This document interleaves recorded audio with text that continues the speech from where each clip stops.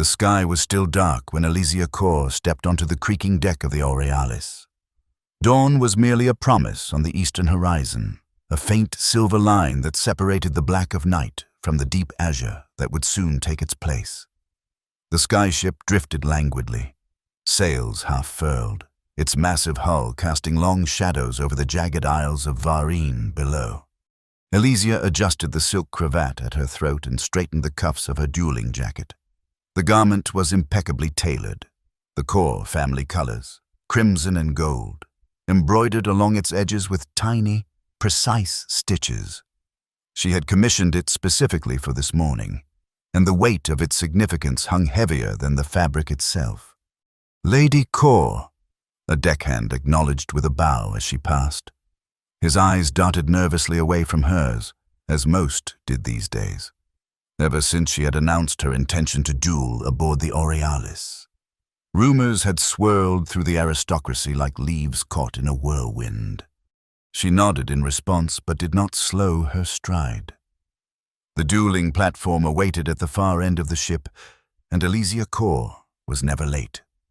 Punctuality was merely one facet of the rigid code she lived by, the duelist's code that had governed her family for generations. "You've arrived early," observed a familiar voice. Master Solon emerged from the shadows near the ship's railing, his weathered face creased with concern. The old dueling instructor had been her mentor since childhood, and she recognized the worried set of his shoulders even in the dim pre-dawn light. "As befits my station," she replied, allowing herself a small smile. "How does the morning find you, Master Solon?" The old man's eyes, sharp despite his years, studied her face. "Better than it finds you. I think you've slept poorly." Elysia didn't bother denying it. "Dreams," she said simply. "Nothing of consequence." Master Solon grunted. "Dreams before a duel often speak truths we refuse to acknowledge while awake." He fell into step beside her as they continued toward the dueling platform. "The crew has been whispering about your opponent. They say even the dueling schools fear this stranger." "Let them whisper," Elysia replied, though a chill that had nothing to do with the morning air ran along her spine. "Fear is the enemy of precision. I cannot afford it." "Fear also keeps us alive," Solon countered. "The stories they tell of this one are merely stories," she interrupted firmly. "I have studied every notable duelist from the northern kingdoms to the southern reaches. Whoever this stranger may be, their blade will speak a language I understand." She paused, then added more softly, "It must. The honor of House Kor demands it." Master Solon sighed, but did not press further. They had reached the base of the steps leading to the dueling platform, where a small crowd had already gathered. Nobles from the highest houses stood in tight clusters, their whispered conversations creating a low, persistent hum that matched the thrumming of the skyship's engines below. Elysia recognized Lady Maris among them, her elaborate coiffure visible even in the dimness. The woman had positioned herself strategically at the center of the most influential group, no doubt spinning the morning's events to her advantage. Their eyes met briefly, and Lady Maris offered a smile that never reached her eyes. "Remember your training," Master Solon murmured. "Center your breath, focus your intent, and let the blade become an extension of my will." Elysia finished. It was the mantra he had taught her when she was barely tall enough to hold a training sword. "I remember." She ascended the steps alone, as tradition dictated. The platform itself was circular, its polished wood surface gleaming with fresh oil. 4 ceremonial lanterns marked the cardinal directions, their flames steady despite the gentle rocking of the skyship. As she took her position at the southern edge, Elysia felt the eyes of the assembly upon her, some curious, others calculating, a few even hopeful for her failure. House Kor had not always been popular among the aristocracy. Her father's uncompromising stance on matters of honor had made him more enemies than friends, and those enmities had outlived him, passing now to her. This duel was more than a matter of personal pride. It was her chance to restore what had been lost. The crowd fell silent as a second figure mounted the steps from the opposite side. The stranger, as everyone had taken to calling him, moved with the fluid grace of one who understood the language of combat intimately. He wore a half-mask of dark leather that concealed the upper portion of his face, leaving only his mouth and jaw exposed. His dueling attire was unadorned, lacking any family colors or insignia, a statement in itself. "The challenge has been issued and accepted," announced the duel's officiator, an elder from the Academy of Blades. "The terms are as follows. To first blood, with traditional lightning steel, the victor shall claim the disputed title of Premier Blade of the Eastern Territories." The old man looked between them. "Are these terms acknowledged?" "They are," Alicia confirmed, her voice clear and steady. The stranger nodded once, saying nothing. "Then let the formal greeting commence." The officiator continued. This was ancient tradition, a ritual that predated even the founding of the dueling academies. Before blood could be drawn, opponents must acknowledge each other as equals in the sacred art of the blade. Alicia stepped forward, extending her right arm, palm upward. The stranger mirrored her movement. As he reached out, the sleeve of his dueling jacket slid back slightly, revealing a portion of his forearm. Alicia's breath caught in her throat. There, etched into his skin in swirling patterns of midnight blue, was a tattoo unlike any she had seen before. Its lines seemed to shift subtly, as though the ink itself were alive, flowing just beneath the surface. She recognized elements of ancient script among the patterns, symbols that belonged to no modern language. Something cold and primal stirred in her memory. A fragment of a story her nurse had whispered on stormy nights, a legend of a sealed power, a mark that no duelist should bear. She hesitated, her hands suspended in the air between them. The stranger's lips curved in the faintest of smiles, as though he had anticipated her reaction. There was a knowing in that smile that unsettled her more than the tattoo itself. A murmur rippled through the crowd. Alicia was vaguely aware of Master Solen's sharp intake of breath, of Lady Maurice leaning forward to whisper urgently to her companions. The officiator himself had gone pale, his ceremonial staff trembling slightly in his grip. "The greeting is acknowledged," the officiator said hastily, his voice not quite steady. "Duelists, take your positions." Alicia returned to her mark, mind racing. The tattoo. She needed to remember where she had seen such markings before, some half-forgotten text in her father's library, perhaps, or one of the forbidden scrolls Master Solon had shown her during her advanced training. Her opponent drew his blade, a sleek length of lightning steel that caught the first true rays of dawn as the sun finally crested the horizon. The metal had the characteristic blue-silver sheen that gave it its name, a special alloy said to channel the very essence of storms. Alicia unsheathed her own weapon, a family heirloom that had tasted the blood of 100 honorable opponents. Its familiar weight in her hand steadied her, pushing back against the uncertainty that had momentarily gripped her. "Begin," called the officiator. Stepping back to the edge of the platform, the stranger moved like liquid shadow, his opening strike testing her guard rather than seeking to penetrate it. Alicia parried easily, the contact between their blades sending a musical chime across the platform. She responded with a classic academy riposte, which he deflected with minimal effort. They circled each other, exchanging exploratory strikes and parries. Alicia studied his technique, searching for patterns, weaknesses, anything that might give her an advantage. His style was unusual, elements of northern precision blended with southern fluidity, underpinned by something older, something that didn't belong to any school she recognized. "Your reputation does you justice, Lady Core," the stranger said, speaking for the first time.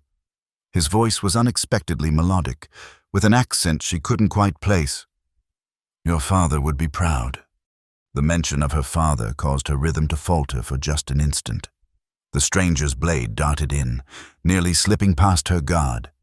Alicia recovered just in time, stepping back to reset the engagement. "You did not know my father," she replied, controlling her breathing as Master Solon had taught her. "Didn't I?" The question hung in the air between them. Another feint in a duel that had suddenly expanded beyond the physical. Their blades met again, more urgently now. Alicia abandoned the measured approach, pressing forward with a series of aggressive attacks designed to force him into a defensive position.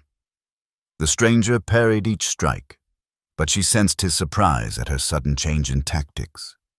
For a brief moment, she thought she had gained the upper hand. Then his sleeve slipped back again, and the tattoo seemed to pulse with a subtle blue light. A coincidence? Surely, a trick of the morning sun reflecting off their blades. Yet in the next instant, his movements changed. There was a new fluidity to his style, as though he had shed some invisible constraint.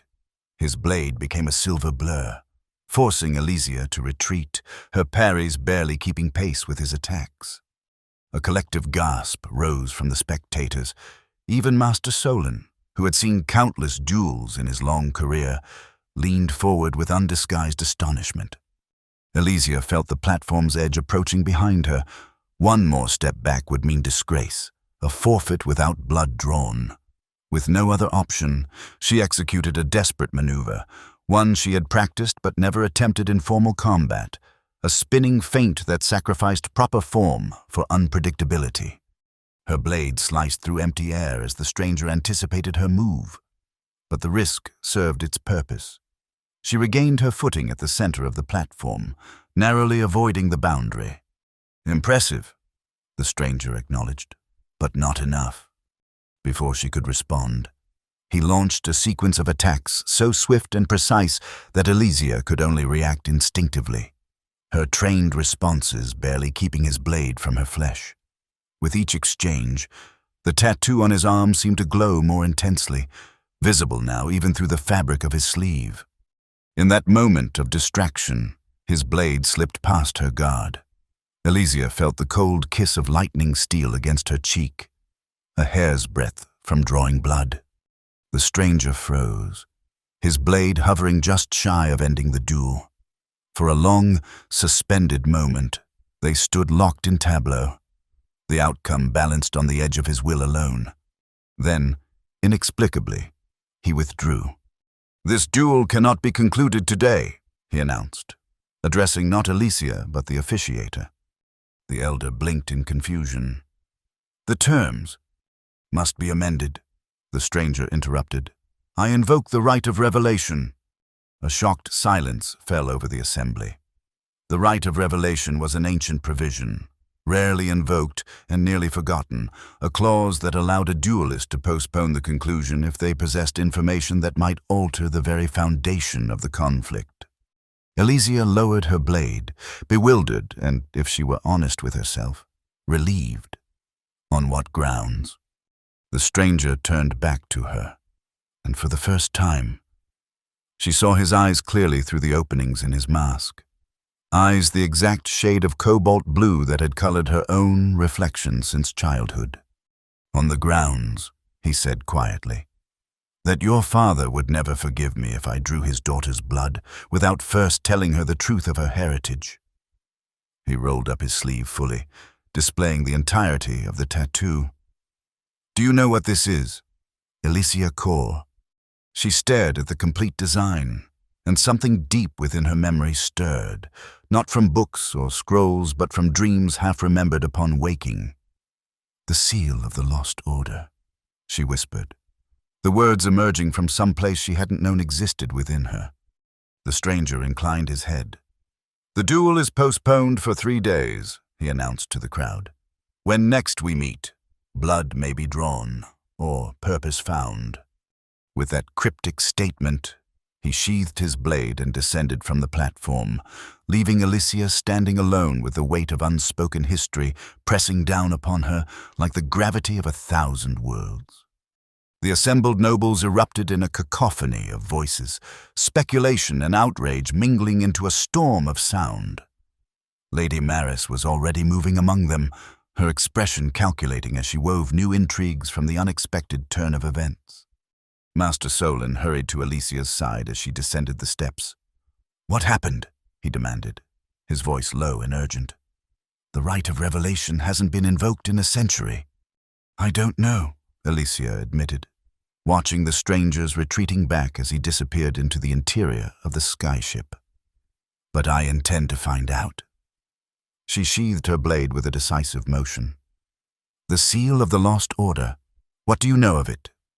The old dueling master's face grew grave. "Not here," he murmured, glancing at the nobles who were beginning to approach them. "Meet me in the archives at midday. There are things you should know, things your father made me swear never to tell you unless—" He trailed off, looking troubled. "Unless what?" "Unless the seal returned to claim you," he finished. Alicia spent the following hours in a state of restless anticipation, pacing the narrow confines of her cabin aboard the Aurealis. The encounter on the dueling platform replayed itself in her mind, each detail taking on new significance with each remembering. The stranger's eyes, so familiar yet unknown. The tattoo that seemed to pulse with its own inner light. The way he had spoken of her father, as though from personal knowledge.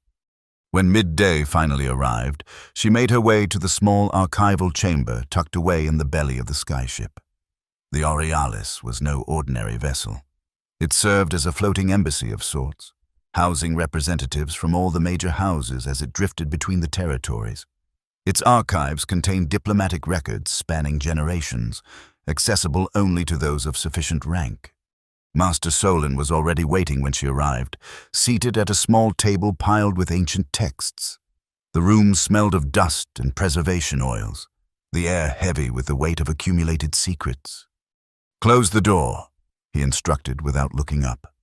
Alicia complied, then took the seat opposite him. "What weren't you telling me about the seal?" The old man sighed, finally raising his eyes to meet hers. "Your father made me swear an oath, Alicia, an oath of silence that I have kept for 23 years. "I release you from it," she said immediately. "It's not that simple." He pushed a weathered tome across the table toward her. "What do you know of your family's history before your grandfather's time?" Alicia frowned. "Little enough. House Kor rose to prominence through my grandfather's diplomatic achievements. Before that, we were minor nobility at best." "A convenient fiction," Master Solon said, his voice tinged with something like regret. "Your lineage is far older and far more complicated." He opened the book to a marked page, revealing an illustration that made Alicia's breath catch in her throat. There, rendered in faded ink, was the same swirling pattern she had seen on the stranger's arm. Beneath it, written in an archaic script, were words that translated roughly to the seal of binding and guardianship. "The Lost Order," Alicia murmured, tracing the illustration with a fingertip. "Not lost," Master Solon corrected. "Hidden, driven into the shadows by those who feared their power and their purpose." He tapped the page. "The Order of the Eternal Vigil predates the founding of the territories. They were keepers of ancient knowledge, guardians of powers that most believe should remain forgotten. What does this have to do with my family? With me?" The old master's expression grew solemn. "Your father was not merely a nobleman with a talent for dueling. Alicia, he was a high guardian of the order, chosen and marked with a seal as a child." He hesitated, then added, "As was his twin brother." Alicia stared at him, uncomprehending. "My father had no brother." "Another fiction," Solon said gently. "Necessary, or so Cedric believed. When the persecution of the Order reached its height 30 years ago, the brothers made a pact. Your father would abandon the Order publicly, using his position to protect the family name, while his brother would go deeper into hiding, preserving the Order's knowledge and traditions. And the stranger, Alicia began, the impossible thought taking shape, is almost certainly Alaric Kor, your father's brother, and your uncle. Master Solon closed the book carefully. The resemblance between them was remarkable. I suspected as soon as I saw him on the platform today, though I couldn't be certain until he invoked the right of revelation. Alicia sat back, struggling to absorb this revelation. Why challenge me to a duel? Why not simply approach me directly?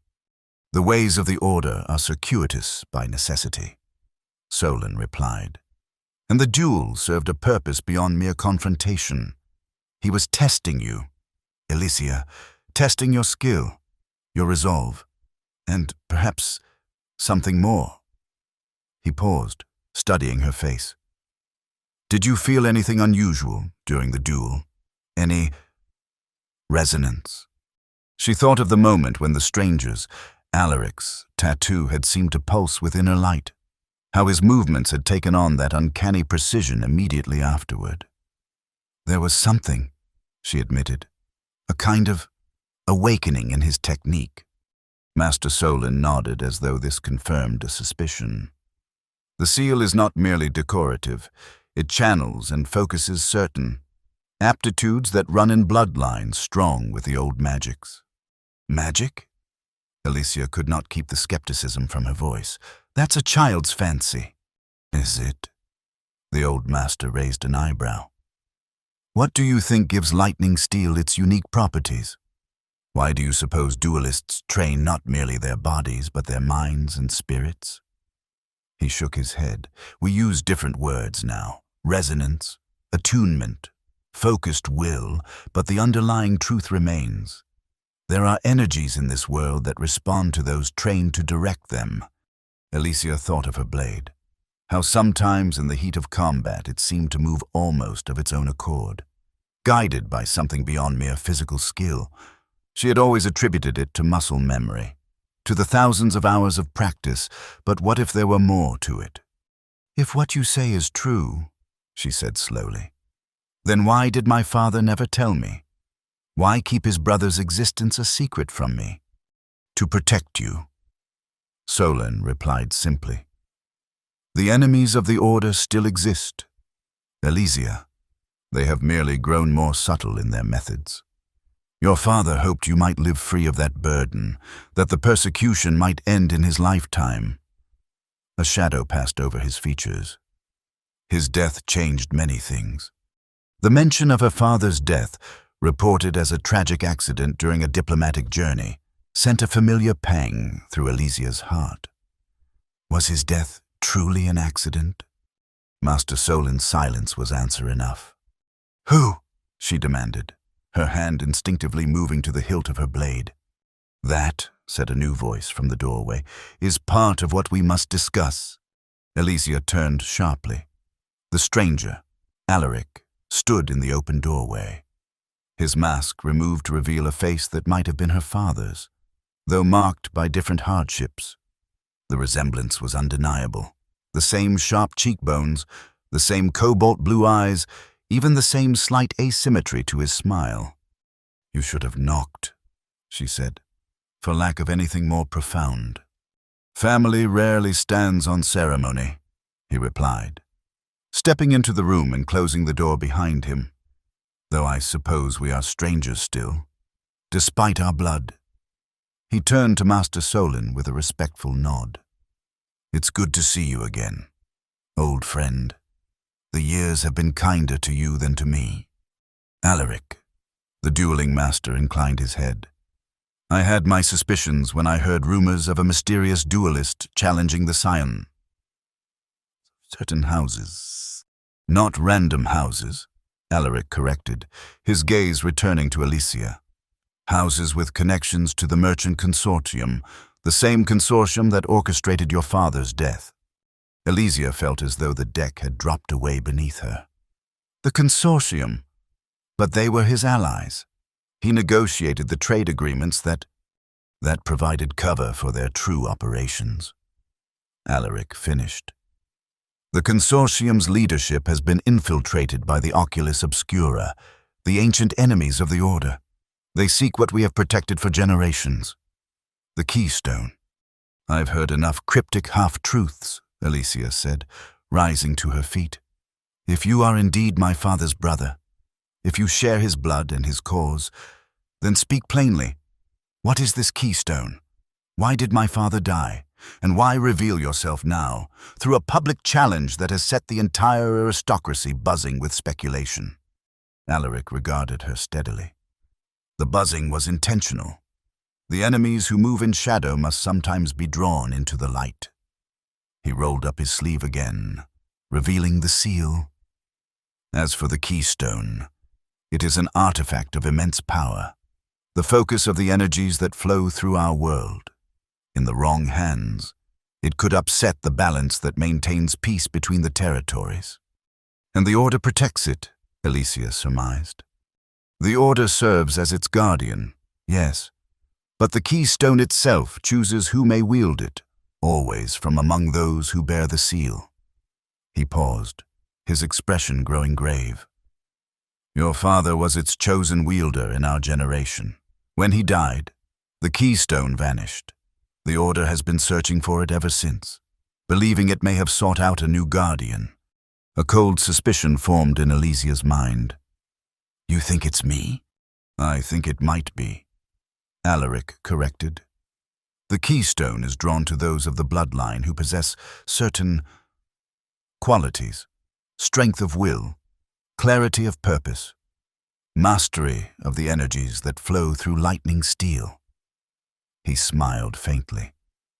Your reputation as a duelist suggested you might have inherited more than just your father's eyes. So the duel was a test, she said, the pieces falling into place. The beginning of one, Alaric agreed. I needed to see for myself if you had the potential, and I needed to draw attention away from where the Order is truly searching. Master Solin cleared his throat. The Oculus Obscura won't be easily misled. If they suspect Alicia might be the keystone's chosen, they'll move against her directly. They already have, Alaric said grimly. Lady Maris is their agent at court. She's been monitoring Alicia for months, waiting for any sign that the keystone has made contact. Alicia thought of Lady Maris's calculating gaze during the duel, her swift movements among the nobles afterward. That's absurd. Lady Maris is a gossip and a social climber, not some conspiratorial agent. The most effective agents rarely seem dangerous, Alaric replied. Her family has served the Oculus for generations, using their social position as cover for surveillance and occasionally elimination. The implications were staggering. If what Alaric claimed was true, then the aristocratic world Alicia had navigated so carefully was merely a facade, concealing currents of power and conspiracy far deeper than court politics. What happens now? She asked, her voice steady despite the turmoil in her thoughts. Now, Alaric said, we complete your test. If you are indeed the keystone's chosen, we must confirm it before the Oculus realizes what we're doing. And if you're not, he shrugged, then at least we will have created a diversion while the Order continues its search. And how do we confirm whether I'm this chosen one? Alicia demanded. Alaric and Master Solin exchanged a look that suggested this was the difficult part. There is a temple, Alaric said carefully, hidden in the mountain forests below us. It contains a relic that responds to the presence of the keystone's energy, or to one who carries its essence. We must take you there before the postponed duel resume. And if I refuse, if I want nothing to do with ancient orders and magical keystones, then you dishonor the memory of your father, Alaric said bluntly, and abandon your heritage, but more practically. You leave yourself defenseless against enemies who already suspect your importance. His expression softened slightly. Cedric wanted to shield you from this burden. Alicia. He hoped it might pass to another line. But fate, it seems, has other plans. Alicia looked to Master Solin, who had been her guide and mentor since childhood. You believe all this? The old dueling master nodded gravely. I've seen enough in my lifetime to know that the greatest truths often sound the most fantastic. Your father trusted Alaric with his life, and with yours, should the need arise. Elysia took a deep breath, weighing her options. The rational part of her mind insisted this was madness, a fabrication too elaborate to credit. Yet something deeper, the same intuition that guided her blade in the heart of combat, whispered that Alaric spoke truth. "Very well," she said at last. "I will visit this temple. But understand this. I do so to honor my father's memory and to learn the truth of his death, not because I believe myself some chosen vessel for a magical artifact." Alaric's smile held a hint of his earlier mystery. "Belief often follows experience. Niece, prepare for departure at nightfall. The journey to the temple requires secrecy and a certain amount of deception." As he turned to leave, Elysia called after him. "Wait, there's one thing I don't understand. If you knew who I was all along, why challenge me to a duel where one of us might be injured or worse?" Alaric paused at the door. "Because a core is never truly tested except with steel in hand." His eyes met hers, and for a moment she saw a reflection of her father in them. And because some lessons cannot be taught with words alone, with that enigmatic statement, he was gone, leaving Elysia with more questions than answers and the distinct feeling that her life had irrevocably changed course, like a skyship catching a new wind, bound for uncharted territories. The plan, as Alaric outlined it while they prepared for departure, was both simple and audacious. They would stage a secret reconciliation between the duelists, a meeting that Lady Maris and her allies would inevitably discover and monitor. Then, under cover of night, they would use this distraction to slip away to a small skiff docked on the Aurealis's underside, normally used for maintenance and emergency evacuations. "Won't they notice our absence?" Elysia asked as she packed a small travel bag with only the essentials, a change of clothes, her dueling blades, and a few personal items. "Eventually," Alaric conceded. "But by then, we'll have reached the temple. And afterward," he shrugged. "Afterward, either you will have confirmed your connection to the keystone, in which case the Order will rally to protect you, or you will not, in which case you can return to the Aurealis, claiming illness delayed our duel." "And what of Master Solon?" "He remains here, maintaining appearances and monitoring Lady Maris's reactions. He has played the role of the concerned mentor for decades. One more night will not tax his abilities." Elysia nodded, though she disliked leaving the old dueling master to face the court's intrigues alone. "Tell me more about this temple. What should I expect?" Alaric's expression grew thoughtful. "The Temple of Resonance was built long before the territories were established, when the Order first discovered the Keystone's existence. It's said that the founders constructed it at a nexus point where the world's energies naturally converge." He gestured vaguely to the mountains, visible through her cabin's small porthole. "The temple itself is partially carved into the living rock of the mountain, its chambers designed to amplify and focus the ambient energies." "And this stage test? What form does it take?" "Each potential guardian experiences it differently," Alaric said. "For your father, it manifested as a series of phantom duelists he had to defeat, each one embodying a different aspect of himself he needed to master." He smiled faintly at some private memory. "For me, it was a labyrinth of mirrors, each reflecting a possible future I might bring about through my choices." "That tells me nothing useful," Elysia observed dryly. "That's the point," Alaric replied. "The test adapts to the individual. Trying to prepare for it specifically would be futile." He fastened his own travel pack, checking the lightning steel blade at his hip. "The best preparation is to know yourself, your strengths, your fears, your deepest motivations. The test will find them regardless." Elysia thought of her dreams, the unsettling visions that had plagued her sleep since her father's death. Fragments of memories not her own, voices speaking in languages she shouldn't understand. Had those been preparation of a sort, or perhaps early stirrings of whatever connection might exist between her and this keystone? As night fell, they enacted the first phase of their plan. Alaric arranged for a message to be delivered to Elysia, ostensibly requesting a private meeting to discuss terms for the resumption of their duel. The messenger, a young deckhand easily bribed to discretion, was instructed to deliver it where Lady Maris's spies would certainly observe. Elysia, for her part, made a show of reluctantly agreeing to the meeting, insisting that Master Solon accompany her as a neutral witness. This too was calculated. Lady Maris would assume the old dueling master's presence indicated Elysia's lingering distrust of her opponent. "Do you think she's taken the bait?" Elysia murmured to Master Solon as they made their way to the designated meeting point, a small observation deck rarely used at night. "Without question," the old man replied, his voice equally low. "I spotted 2 of her informants following us, and I'd wager there's at least 1 more watching the deck itself." "Good." Elysia straightened her posture, adopting the proud bearing expected of a corps. "Then let us play our parts convincingly." Alaric was waiting when they arrived, his expression appropriately stern for their supposed negotiation. The observation deck was dimly lit, the glow from the twin moons casting long shadows across its polished surface.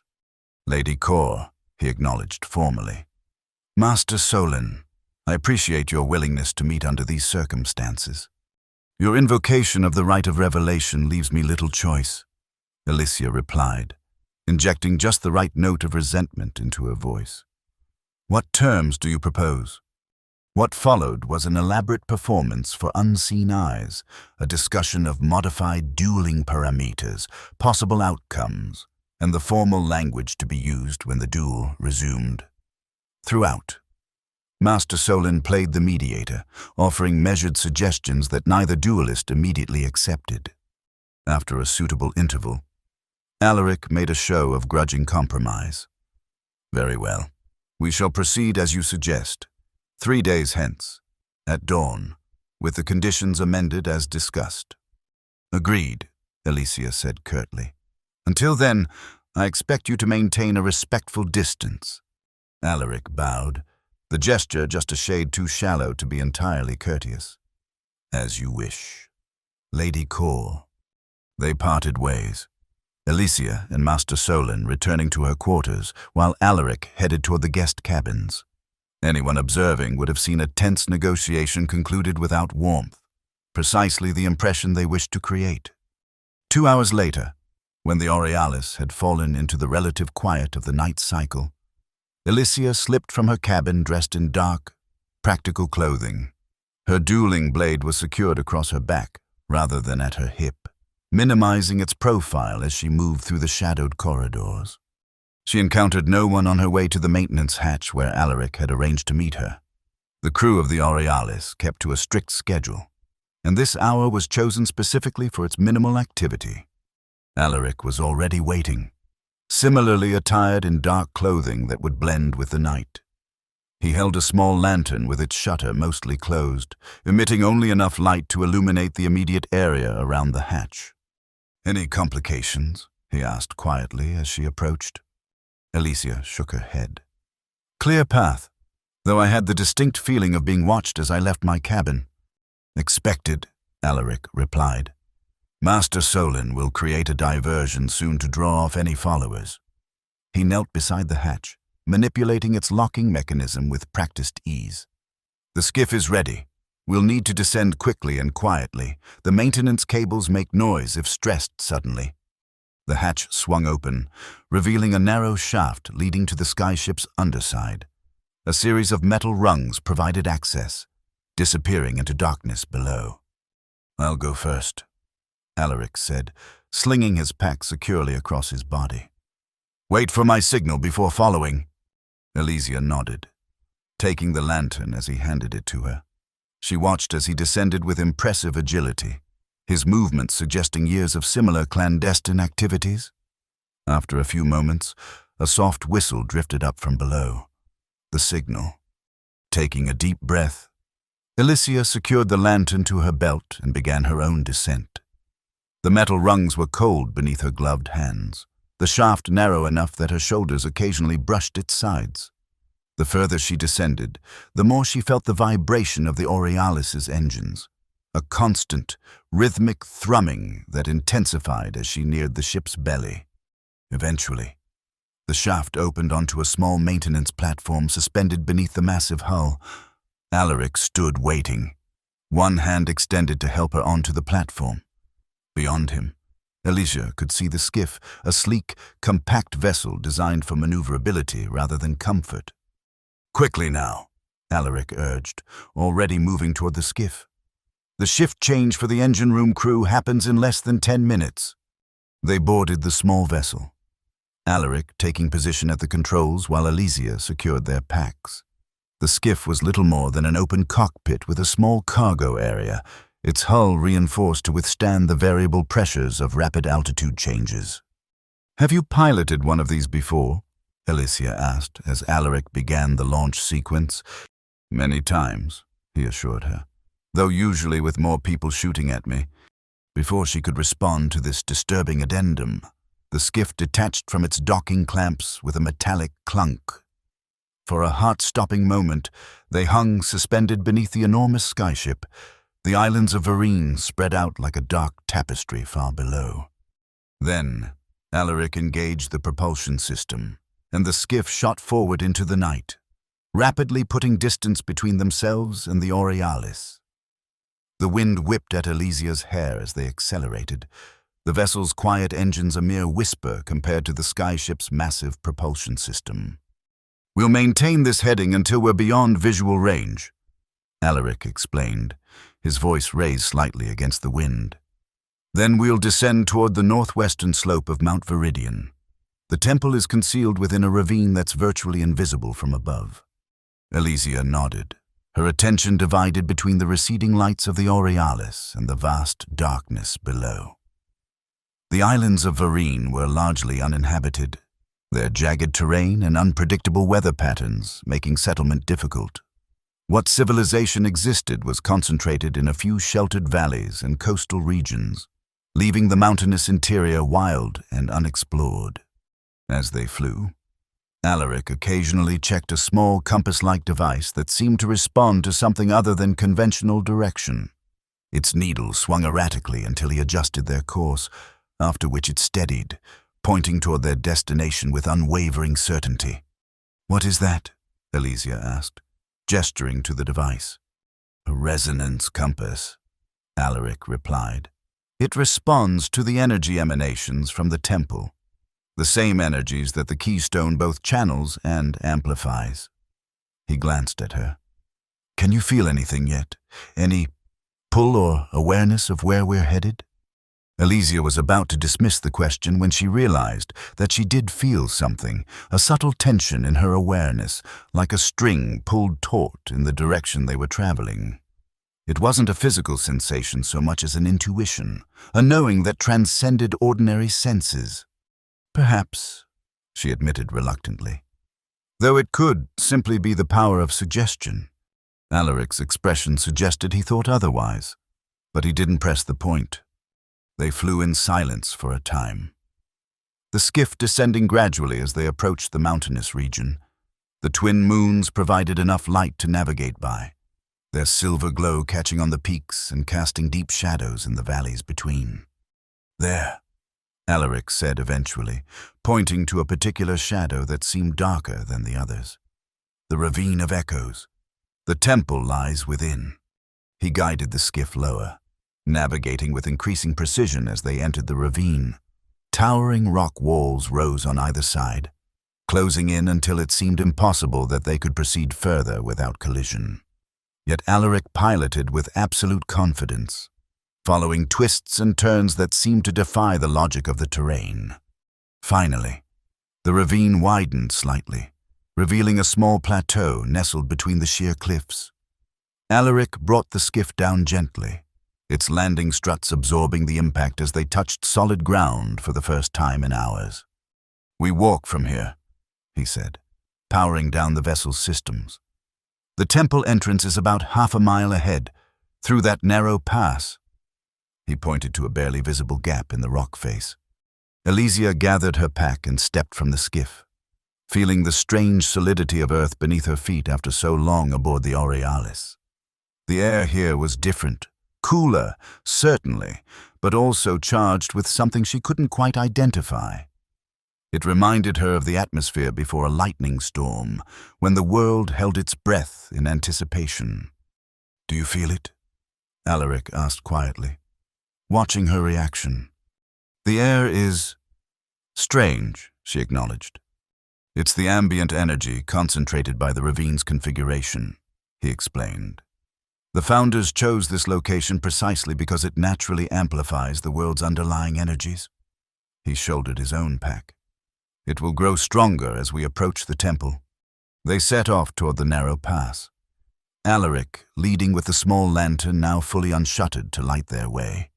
The path was rough but navigable, winding between massive boulders and along ledges carved into the cliff face. Occasionally, Elysia spotted symbols etched into the rock, the same swirling patterns that formed parts of the seal on Alaric's arm. "Wayfinders," Alaric explained when he caught her examining one. "They help those who know what to look for, while remaining meaningless to the uninitiated." "And how many initiated remain?" Elysia asked. "How large is this order you claim my father belonged to?" "Smaller than it once was," Alaric admitted. "The persecution 30 years ago reduced our numbers significantly. Those who survived went deeper into hiding, adopting new identities, new professions. Some, like your father, maintained their public positions while secretly supporting the Order's work." He glanced back at her. "Currently, there are perhaps 50 who bear the seal, scattered throughout the territories. Another 100 or so serve as associates and helpers, people like Master Solin who know of our existence but aren't full members. And all of this to protect a single artifact. The keystone is not merely an artifact," Alaric corrected.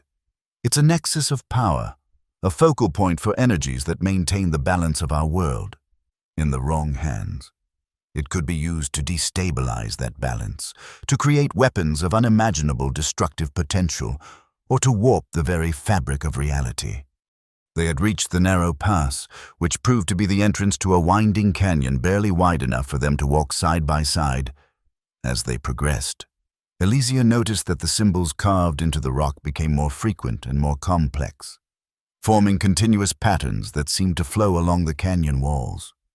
"We're close now," Alaric said, his voice hushed. "The temple entrance lies just ahead." The canyon made a final sharp turn and opened suddenly onto a small circular valley. In the center, partially built into the far cliff face, stood a structure unlike any Elysia had seen before. It seemed to be constructed of the same stone as the surrounding mountains. Yet its surfaces were smooth and precisely fitted, without visible mortar or joins. Its architecture defied conventional styles, combining soaring arches with geometric precision in ways that challenged the eye's expectations. Most striking of all was the faint luminescence that seemed to emanate from the stone itself, a subtle blue-white glow that outlined the temple's contours against the darkness. "The Temple of Resonance," Alaric announced, a note of reverence in his voice. "Few outside the Order have ever laid eyes upon it." Elysia stared, momentarily speechless. The strange tension she had felt during their flight had intensified to an almost physical sensation, a humming awareness centered in her chest, resonating with the temple's glow. "What happens now?" she asked, finding her voice at last. "Now," Alaric replied, "we enter, and you face whatever test the temple deems appropriate for one who might be the Kisan's chosen." They approached the temple entrance, a tall archway inscribed with intricate patterns that seemed to shift subtly as they drew nearer. There were no doors or gates, just the open arch leading into dimly lit interior space. Alaric paused at the threshold. "I can accompany you to the inner chamber, but no further. The test itself must be faced alone." Elysia nodded, steeling herself against the apprehension that threatened to overwhelm her determination. Let's proceed. Then they entered the temple, and Elysia immediately felt the difference in the air. Denser somehow, charged with the same anticipatory energy she had sensed outside, but magnified tenfold. The entrance hall was a circular chamber with a domed ceiling, its walls covered in the same swirling patterns as the seal. In the center of the room stood a pedestal of polished stone, empty save for a shallow depression in its surface. The keystone would rest there when not in use, Alaric explained, following her gaze. It's been absent since your father's death. What does it look like? Elysia asked, trying to picture the object at the center of so much secrecy and protection. Like a crystal sphere about the size of your palm, Alaric replied. Normally clear, but it takes on color when active, usually a blue similar to the glow you see around us, though it can shift through various hues depending on its purpose and the one wielding it. He led her through a doorway on the far side of the entrance hall, into a corridor that curved gently to the right. The walls here were lined with alcoves containing various objects, ancient books, strange instruments, small sculptures of unfamiliar design. Artifacts collected or created by the Order over the centuries, Alaric explained as they passed, each with its own history and purpose, though none as significant as the keystone itself. The corridor eventually opened into a much larger chamber, a vast circular space with a ceiling that soared upward into darkness. The walls were lined with balconies at various levels, connected by sweeping staircases that seemed to defy architectural logic. At the center of the chamber stood a circular platform raised slightly above the main floor, inscribed with patterns more complex than any Elysia had seen thus far. The inner chamber, Alaric said, his voice echoing slightly in the vast space. This is where the test will manifest. He gestured to the central platform. You must stand there, alone, and open yourself to whatever comes. Elysia studied the chamber, noting the multiple exits that led off in different directions. And if I fail this test, what happens then? You won't die, if that's what you're asking. Alaric replied with a faint smile. The test is challenging, even harrowing, but not lethal. If you lack the connection to the keystone, you'll simply experience nothing significant, perhaps a few minor illusions or sensations, but nothing transformative. She wasn't entirely reassured, but Elysia approached the central platform nonetheless. The patterns inscribed upon it seemed to respond to her proximity, the faint glow intensifying slightly as she stepped closer. Any final advice? She asked, pausing at the edge of the platform. Alaric considered for a moment. Trust your instincts, he said finally. The test speaks to the deepest parts of ourselves, the parts we often ignore or deny in our everyday lives. Whatever form it takes for you, remember that its purpose is not to defeat you, but to reveal you to yourself as much as to the keystone. With those cryptic words of encouragement, Elysia stepped onto the platform. Immediately, the patterns beneath her feet flared with increased luminescence, casting her shadow in sharp relief against the surrounding floor. I'll be waiting when you finish, Alaric promised, already backing toward one of the chamber's exits. Remember who you are, Elysia Kor, the daughter of Cedric, the heir to his legacy. Then he was gone, and Elysia stood alone at the center of the vast chamber, surrounded by ancient stone and swirling patterns of light. For a long moment, nothing happened. The humming awareness in her chest continued, perhaps slightly stronger than before, but no dramatic transformation occurred. She was beginning to wonder if Alaric had exaggerated the nature of the test when the air around her shimmered, like heat rising from sun-baked stone. The patterns beneath her feet began to move, flowing like liquid light, spiraling outward and then inward in hypnotic rhythms. A voice spoke, or perhaps not a voice so much as a thought that formed in her mind with the cadence of speech. Elysia Kor, daughter of Cedric, seeker of truth. The air shimmered again, more intensely, and the chamber around her began to fade from view.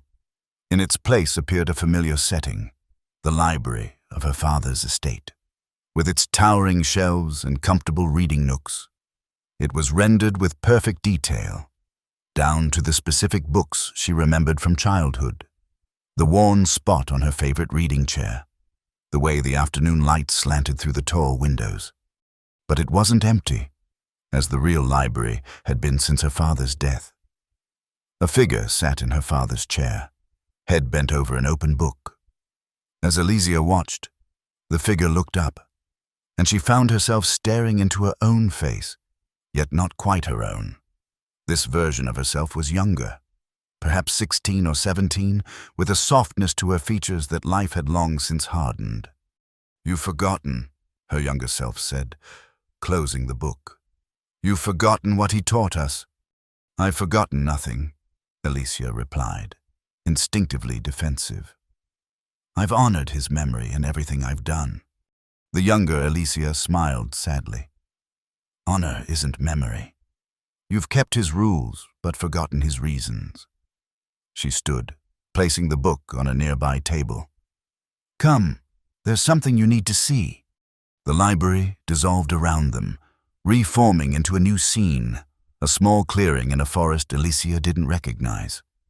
At its center stood her father, younger than she remembered him but unmistakable, engaged in what appeared to be a training session with a boy of perhaps 12 years.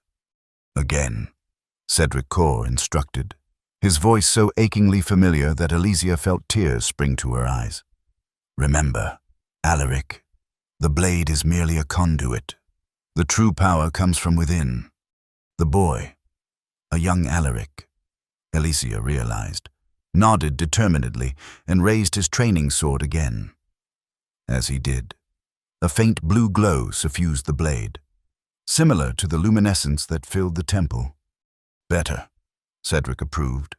"Now, focus your intent. The energy responds to purpose, not merely to skill."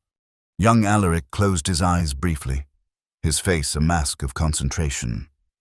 When he opened them again, the glow around his blade had intensified significantly.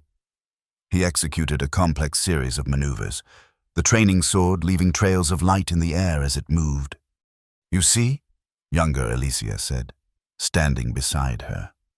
The dueling techniques father taught, they were never merely about physical combat.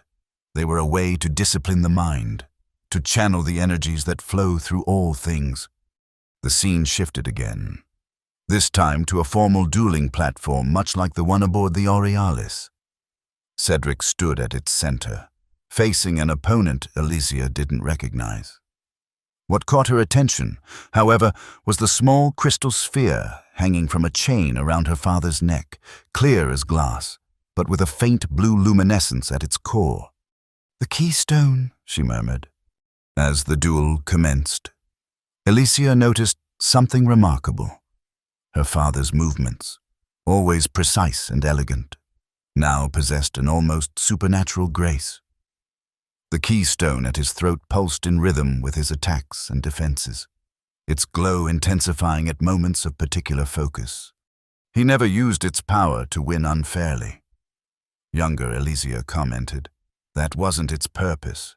It amplified what was already there, his skill, his discipline, his unwavering commitment to honor. "Why didn't he tell me?" Alicia asked, her voice barely above a whisper. "Why keep all of this secret?" The scene changed again, to her father's study. Cedric sat at his desk, writing in a journal, his face lined with worry. The keystone lay on the desk before him, its glow subdued but steady. "He tried to protect us," younger Alicia said. "After Mother died, he became even more determined to shield us from the dangers of his world. He thought if we knew nothing of the Order, of the keystone, we might be safe from its enemies." Cedric looked up suddenly, as though sensing their presence across the years. His eyes, the same cobalt blue as Alicia's own, seemed to look directly at her. "Forgive me, daughter," he said softly. "I thought I was keeping you safe. I didn't realize I was leaving you unprepared." The study dissolved, replaced by a series of rapid images, Cedric conferring urgently with Alaric, Lady Maris observing their family from the shadows during a formal gathering, a group of hooded figures surrounding a table on which rested a map of the territories, the keystone, glowing with intense blue light, floating above Cedric's outstretched hand.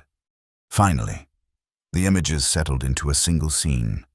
Her father alone in a small cabin, his face set in grim determination as he placed the keystone in a hidden compartment beneath the floorboards. He knew they were coming for him, younger Alicia explained. He hid the keystone where they wouldn't find it, hoping it would eventually seek out a new guardian. Me? Alicia whispered. Perhaps, her younger self smiled, but first, you must remember what he truly taught us, not just the forms and techniques, but the underlying truth, which is that the greatest power lies not in domination, but in protection, not in standing alone, but in standing with others. The core family motto, honor before victory, Alicia completed. But what does that have to do with magical artifacts and ancient orders? Everything, her younger self insisted. The keystone doesn't seek those who desire power for its own sake. It seeks those who would use its power in service to something greater than themselves.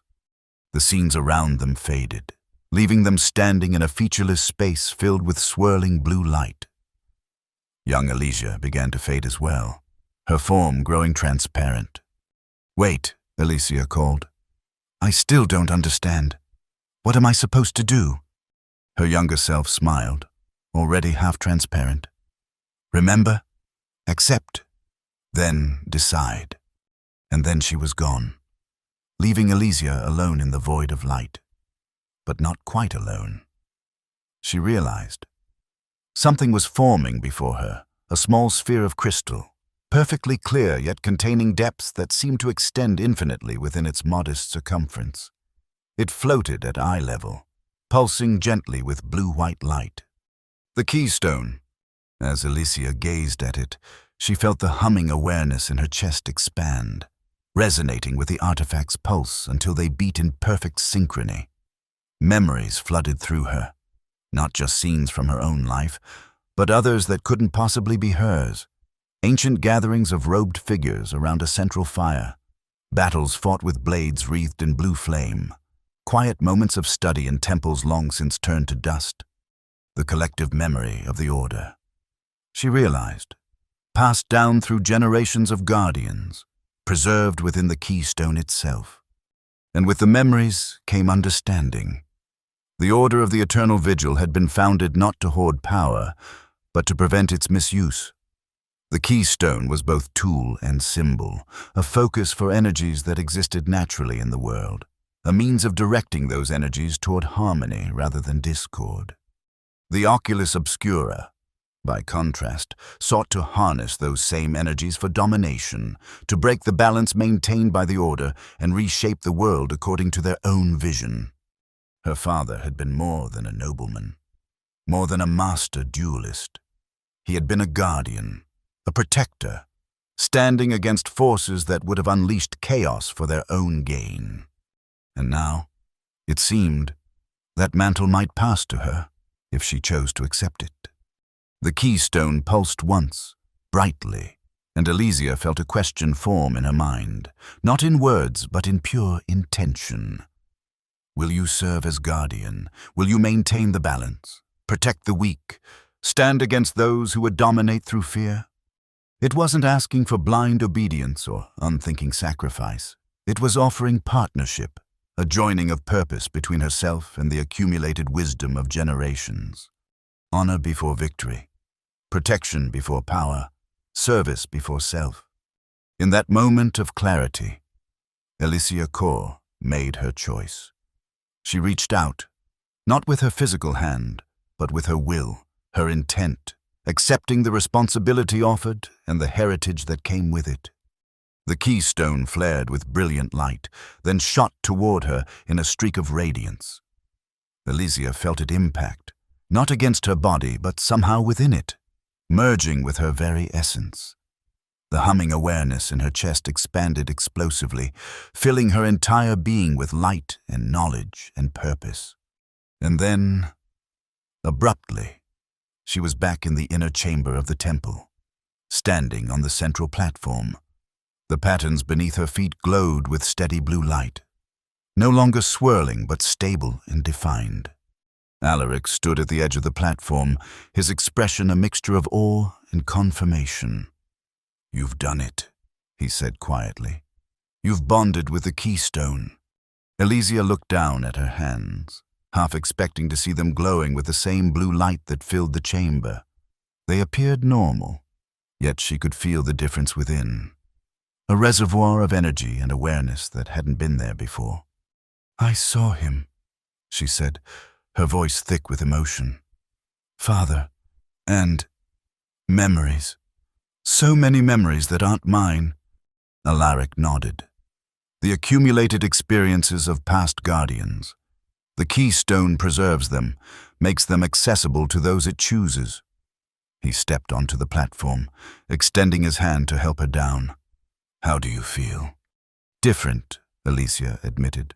"More connected, somehow. To the temple. To you. She gestured vaguely at their surroundings. "To everything." "That's the bond asserting itself," Alaric explained. "It will take time to fully integrate. Days, perhaps weeks before you learn to control it properly." He smiled, a genuine expression that transformed his features from stern to almost boyish. "Your father would be proud. He always believed you had the potential, even as he hoped you might be spared the burden." Elysia took a deep breath, centering herself in this new reality. "What happens now? Do we return to the Aurealis?" "Eventually," Alaric replied. "But first, there's someone you should meet, someone who can help you understand what's happened and what comes next." He led her from the inner chamber through one of the side exits, down a corridor that sloped gently downward into the heart of the mountain. Unlike the grand architecture of the temple's main spaces, this passage was simpler, more functional, clearly designed for regular use rather than ceremonial purposes. "The temple isn't merely a sacred site," Alaric explained as they walked. "It's also one of the Order's few remaining safe havens, a place where members can gather, train, and preserve our knowledge without fear of discovery." The corridor opened into a large cavern, partially natural and partially shaped by human hands. It was furnished simply but comfortably, with areas designated for various activities, a small library, training spaces, living quarters. A few people moved about the space, some in plain clothing similar to Alaric's, others in more formal robes marked with variations of the seal. They looked up as Elysia and Alaric entered, their expressions shifting from curiosity to recognition and then to something approaching reverence as they sensed the change in her. "Brothers and sisters," Alaric announced formally. "I present to you Elysia Kor, daughter of Cedric, newly bonded guardian of the Keystone." A woman stepped forward from the group, elderly but straight-backed, her white hair worn in a complex braid that fell to her waist. The seal was visible on her forearm, its patterns more elaborate than Alaric's, suggesting greater rank or longer service. "Archivist Thera," Alaric said with obvious respect. "May I present my niece?" "No need for formalities, Alaric," the woman replied, her voice surprisingly strong for her apparent age. "The Keystone has already made its introduction." She approached Elysia, studying her face with keen eyes. "You have your father's determination in your expression, young guardian, and something of your mother's compassion as well. I think—" "You knew my mother?" Elysia asked, surprised. "I did," Thera confirmed. Though she was not of the Order, she understood its importance. Her support gave Cedric the strength to fulfill his duties even in the darkest times. She gestured to a private alcove off to one side of the main cavern. "Come, we have much to discuss, and limited time before your absence is noted." In the alcove, seated around a small table, Thera explained the current state of affairs, the Order's diminished but determined membership, the Oculus Obscura's growing influence within the merchant consortium, and the critical importance of the keystone in maintaining the balance of power. With your father's death, she concluded, the Oculus believed they had eliminated the only remaining guardian capable of wielding the keystone effectively. When the artifact itself disappeared, they launched a systematic search of all known Order safe houses and gathering places. Which is why we've been in such deep hiding, Alaric added. We couldn't risk leading them to the keystone before it found its new guardian. And now that it has, Alicia asked. Now we have a chance to counter their plans, Thera said. The consortium is merely their public face.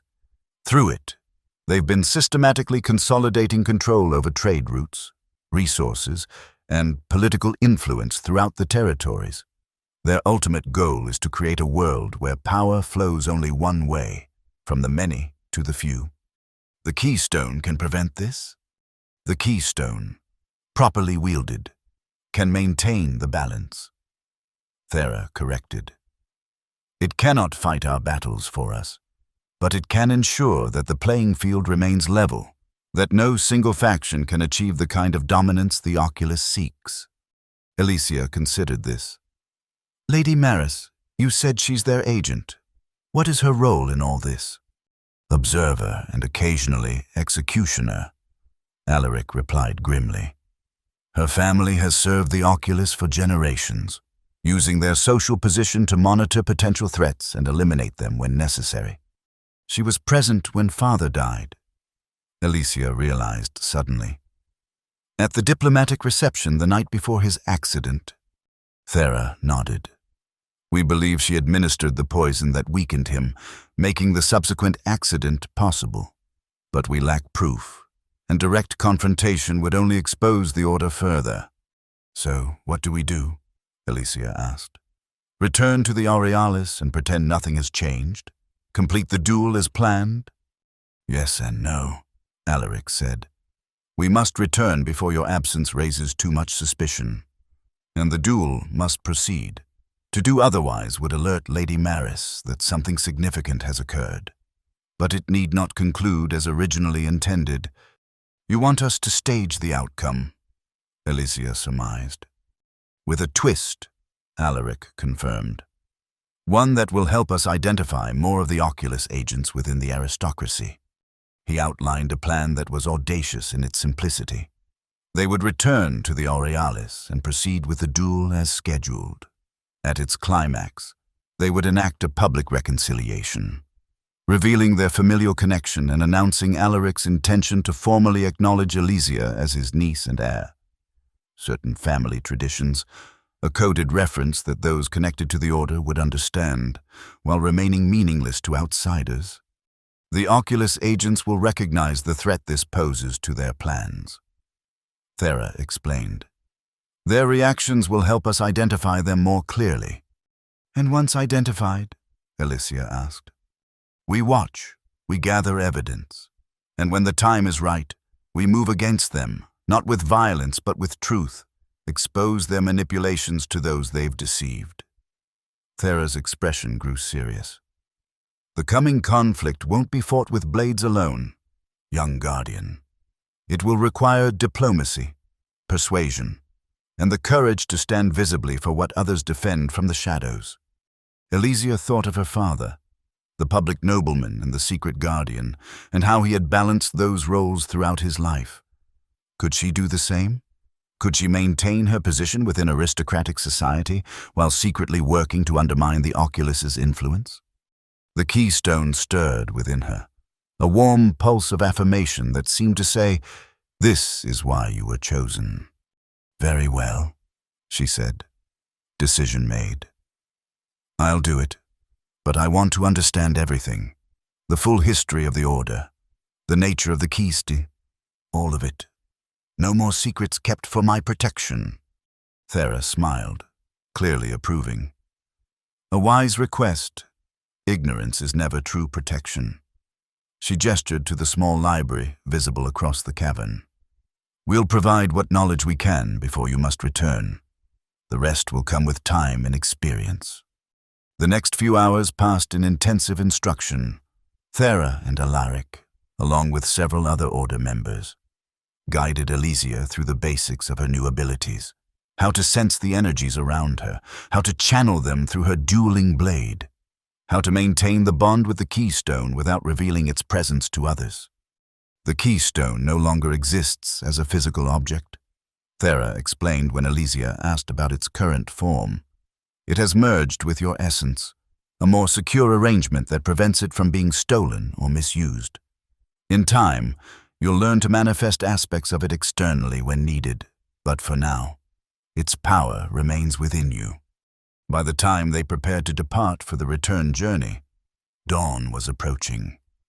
They would need to reach the Aurealis before full morning if their cover story, a pre-dawn practice session away from prying eyes, was to be believed. As they made their way back to the skiff, Alaric quiet beside her, Elysia felt a strange mixture of apprehension and certainty.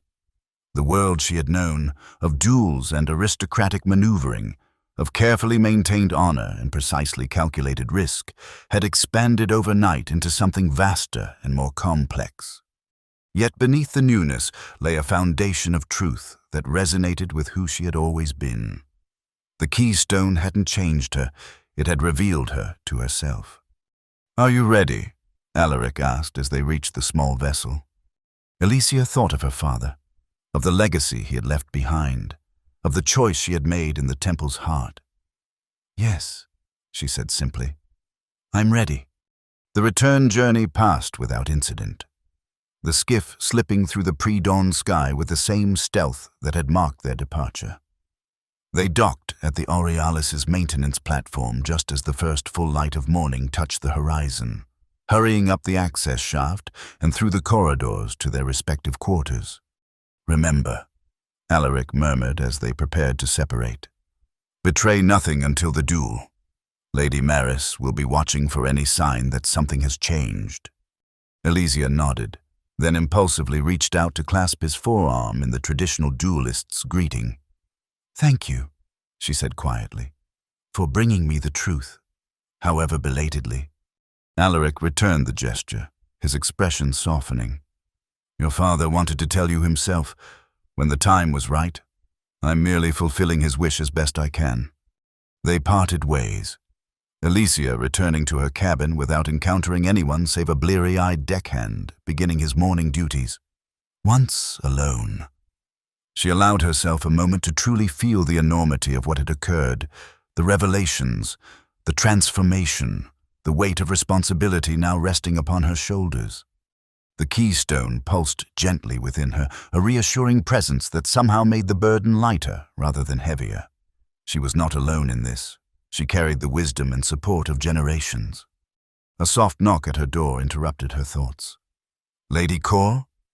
It was Master Solin's voice, pitched low but urgent. She opened the door to find the old dueling master looking haggard, as though he hadn't slept.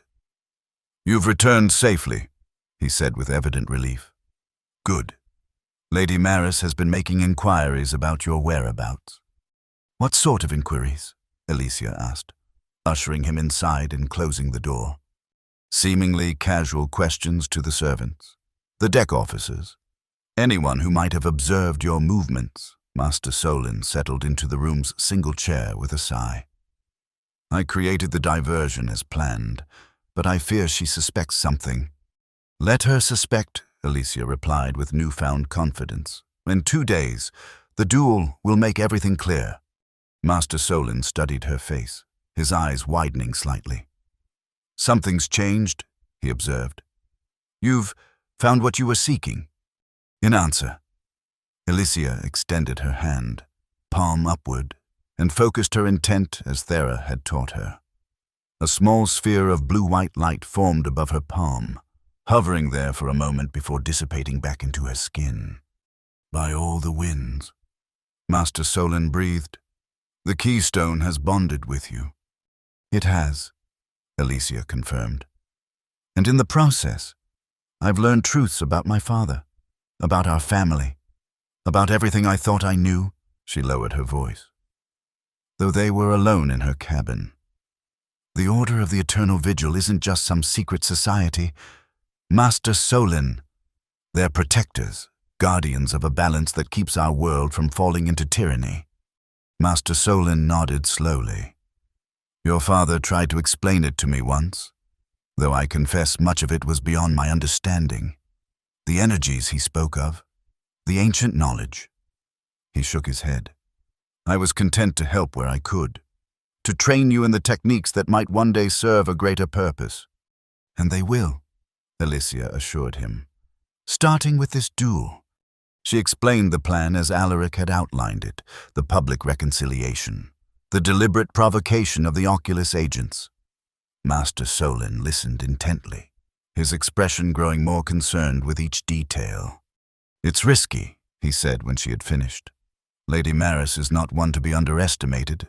If she suspects a trap, then we must ensure she doesn't, Alicia replied, which means maintaining absolute normalcy until the duel itself.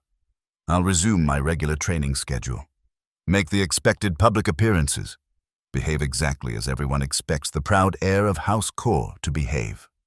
Master Solin sighed but nodded. Very well. I'll help however I can. He rose to leave, then paused at the door. Your father would be proud, Alicia, not just of what you've become, but of who you've always been. The words stayed with her long after he had gone, a balm to the lingering grief that had never fully healed since her father's death.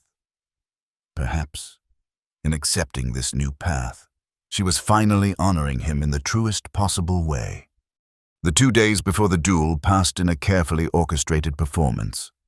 Alicia maintained her usual routines, morning training sessions with Master Solin, formal meals with the other nobles aboard the Aurealis, evening walks along the promenade deck where she could be seen by all.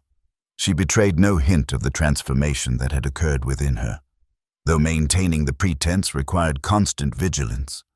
The Keystone's presence made itself known in subtle ways. Colors seemed more vivid, sounds more distinct. She could sense the energies flowing through the skyship's massive engines, feel the subtle variations in the air currents that guided its course. Most disconcertingly, she found herself occasionally picking up fragments of others' emotions, particularly when they were directed at her. Lady Maris's calculating assessment as they passed in a corridor, the ship captain's respectful admiration during a formal dinner, a young deckhand's nervous awe when she requested a minor service. These impressions came unbidden and faded quickly. But Alicia understood they were merely hints of what the Keystone might eventually allow her to perceive.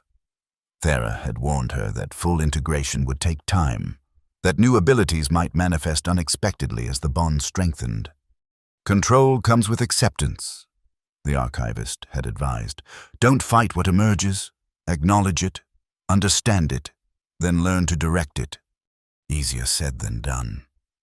Alicia reflected as she prepared for the duel on the morning of the 3rd day. She stood in her cabin, adjusting the formal dueling attire she had chosen for the occasion, not the crimson and gold of House Kor this time, but a deep blue that matched the color of the Keystone's energy. A subtle statement, recognizable only to those who knew what to look for. Master Solin arrived to escort her to the platform, his own formal robes impeccably arranged. Are you ready? He asked, echoing Alaric's question from days before. Alicia checked her reflection one final time, straightening her shoulders and lifting her chin with the pride expected of her. I am, she replied, and meant it in ways that went far beyond the impending duel. The crowd gathered around the dueling platform was larger than before, word having spread throughout the Aurealis of the dramatic interruption to the previous encounter. Nobles who had previously shown little interest in dueling protocol now jostled for better viewing positions, eager to witness whatever spectacle might unfold. Lady Maris had secured a prime location, surrounded by her usual coterie of influential sycophants. Her gaze followed Alicia's progress toward the platform, assessing and calculating. There was something predatory in that gaze now that Alicia knew what to look for, the patient focus of one accustomed to watching for weakness. Alaric was already in position when Alicia mounted the steps to the platform. He wore the same unadorned black as before, though he had dispensed with the mask, allowing his face to be seen clearly by all. The resemblance to Cedric Core was unmistakable from this distance, and a murmur rippled through the crowd as connections began to form in the minds of the more observant spectators. "The postponed duel will now resume," announced the officiator, the same elder who had presided over their previous encounter. "The terms remain as agreed. To first blood, with traditional lightning steel, the victor shall claim the disputed title of Premier Blade of the Eastern Territories." He looked between them, noting their acknowledgement, then continued, "Let the formal greeting commence." Elysia stepped forward, extending her right arm as tradition dictated. Alaric mirrored the gesture, deliberately allowing his sleeve to fall back, revealing the seal in its entirety. This time, Elysia didn't flinch or hesitate. She completed the greeting with calm assurance, her eyes meeting his in silent communication. "The greeting is acknowledged," the officiator declared. "Duelists, take your positions." They returned to their marks and drew their blades in perfect synchrony. The lightning steel caught the morning light, glinting with its characteristic blue-silver sheen. Elysia felt the keystone stir within her, responding to the presence of the specially forged metal that was designed to channel the very energies it embodied. "Begin," called the officiator, stepping back to the edge of the platform. Their initial exchange was measured and precise, each testing the other's defenses while revealing little of their own capabilities. To the observers, it would appear as nothing more than a formal opening, the expected caution of skilled duelists assessing their opponent. But beneath the surface, something else was occurring. With each contact between their blades, Elysia felt a resonance, a harmonic vibration that seemed to connect her to Alaric through the medium of the lightning steel. It wasn't communication in any conventional sense, but she understood intuitively that he was experiencing the same phenomenon. The keystone was creating a bridge between them, guardian to guardian. They increased the pace gradually, their movements becoming more fluid and complex. Elysia found herself drawing on techniques she had never formally learned, ancient forms preserved in the keystone's accumulated memories, flowing through her as naturally as if she had practiced them for years. She sensed Alaric's approval and encouragement through the resonance between their blades. He was holding nothing back now, allowing her to experience the full extent of what the seal could accomplish when paired with mastery of the dueling arts. Their blades became blurs of motion, the characteristic chime of lightning steel against lightning steel rising to a continuous melodic ring that filled the air around the platform. The crowd had fallen completely silent, captivated by the display of skill that transcended ordinary dueling. Even Lady Maris leaned forward, her usual mask of bored superiority replaced by intense focus. Something about the duel had caught her attention, perhaps the unusual resonance of the blades or the uncanny synchronization of the duelists' movements. It was time. Alaric launched the sequence they had agreed upon, a series of attacks that appeared overwhelmingly aggressive, but contained a deliberate opening. Elysia responded as planned, exploiting the apparent weakness with a counterstrike that brought her blade to rest against his throat, a hair's breadth from drawing blood. The duel frozen in tableau. Elysia spoke the words they had rehearsed. "Do you yield, stranger, or shall I claim what is rightfully mine?" Alaric's reply carried clearly across the suddenly silent platform. "I yield not to a stranger, but acknowledge my own blood. The core legacy continues through you, niece." A collective gasp rose from the assembly. Elysia lowered her blade slowly, maintaining the formal posture required by tradition. "You claim kinship with House Core. On what grounds?" "On the grounds of birth and right," Alaric replied, his voice pitched to reach even the furthest observers. "I am Alaric Core, twin brother to Cedric, uncle to Elysia, and bearer of the family's oldest tradition." He extended his arm, displaying the seal prominently. "A tradition I now acknowledge must pass to you." The officiator stepped forward, clearly flustered by this unprecedented development. This is most irregular. The duel has not been concluded according to the agreed terms. I invoke the right of succession, Alaric announced formally. Blood recognizes blood. The duel is rendered unnecessary by the acknowledgement of kinship and heritage. Another ancient provision, rarely invoked but firmly established in the dueling code. When combatants discovered a familial connection that superseded the cause of their conflict, honor demanded reconciliation rather than bloodshed. The crowd erupted in a storm of whispers and exclamations. Lady Maris's face had gone rigid, her eyes darting between Alicia and Alaric with barely concealed calculation.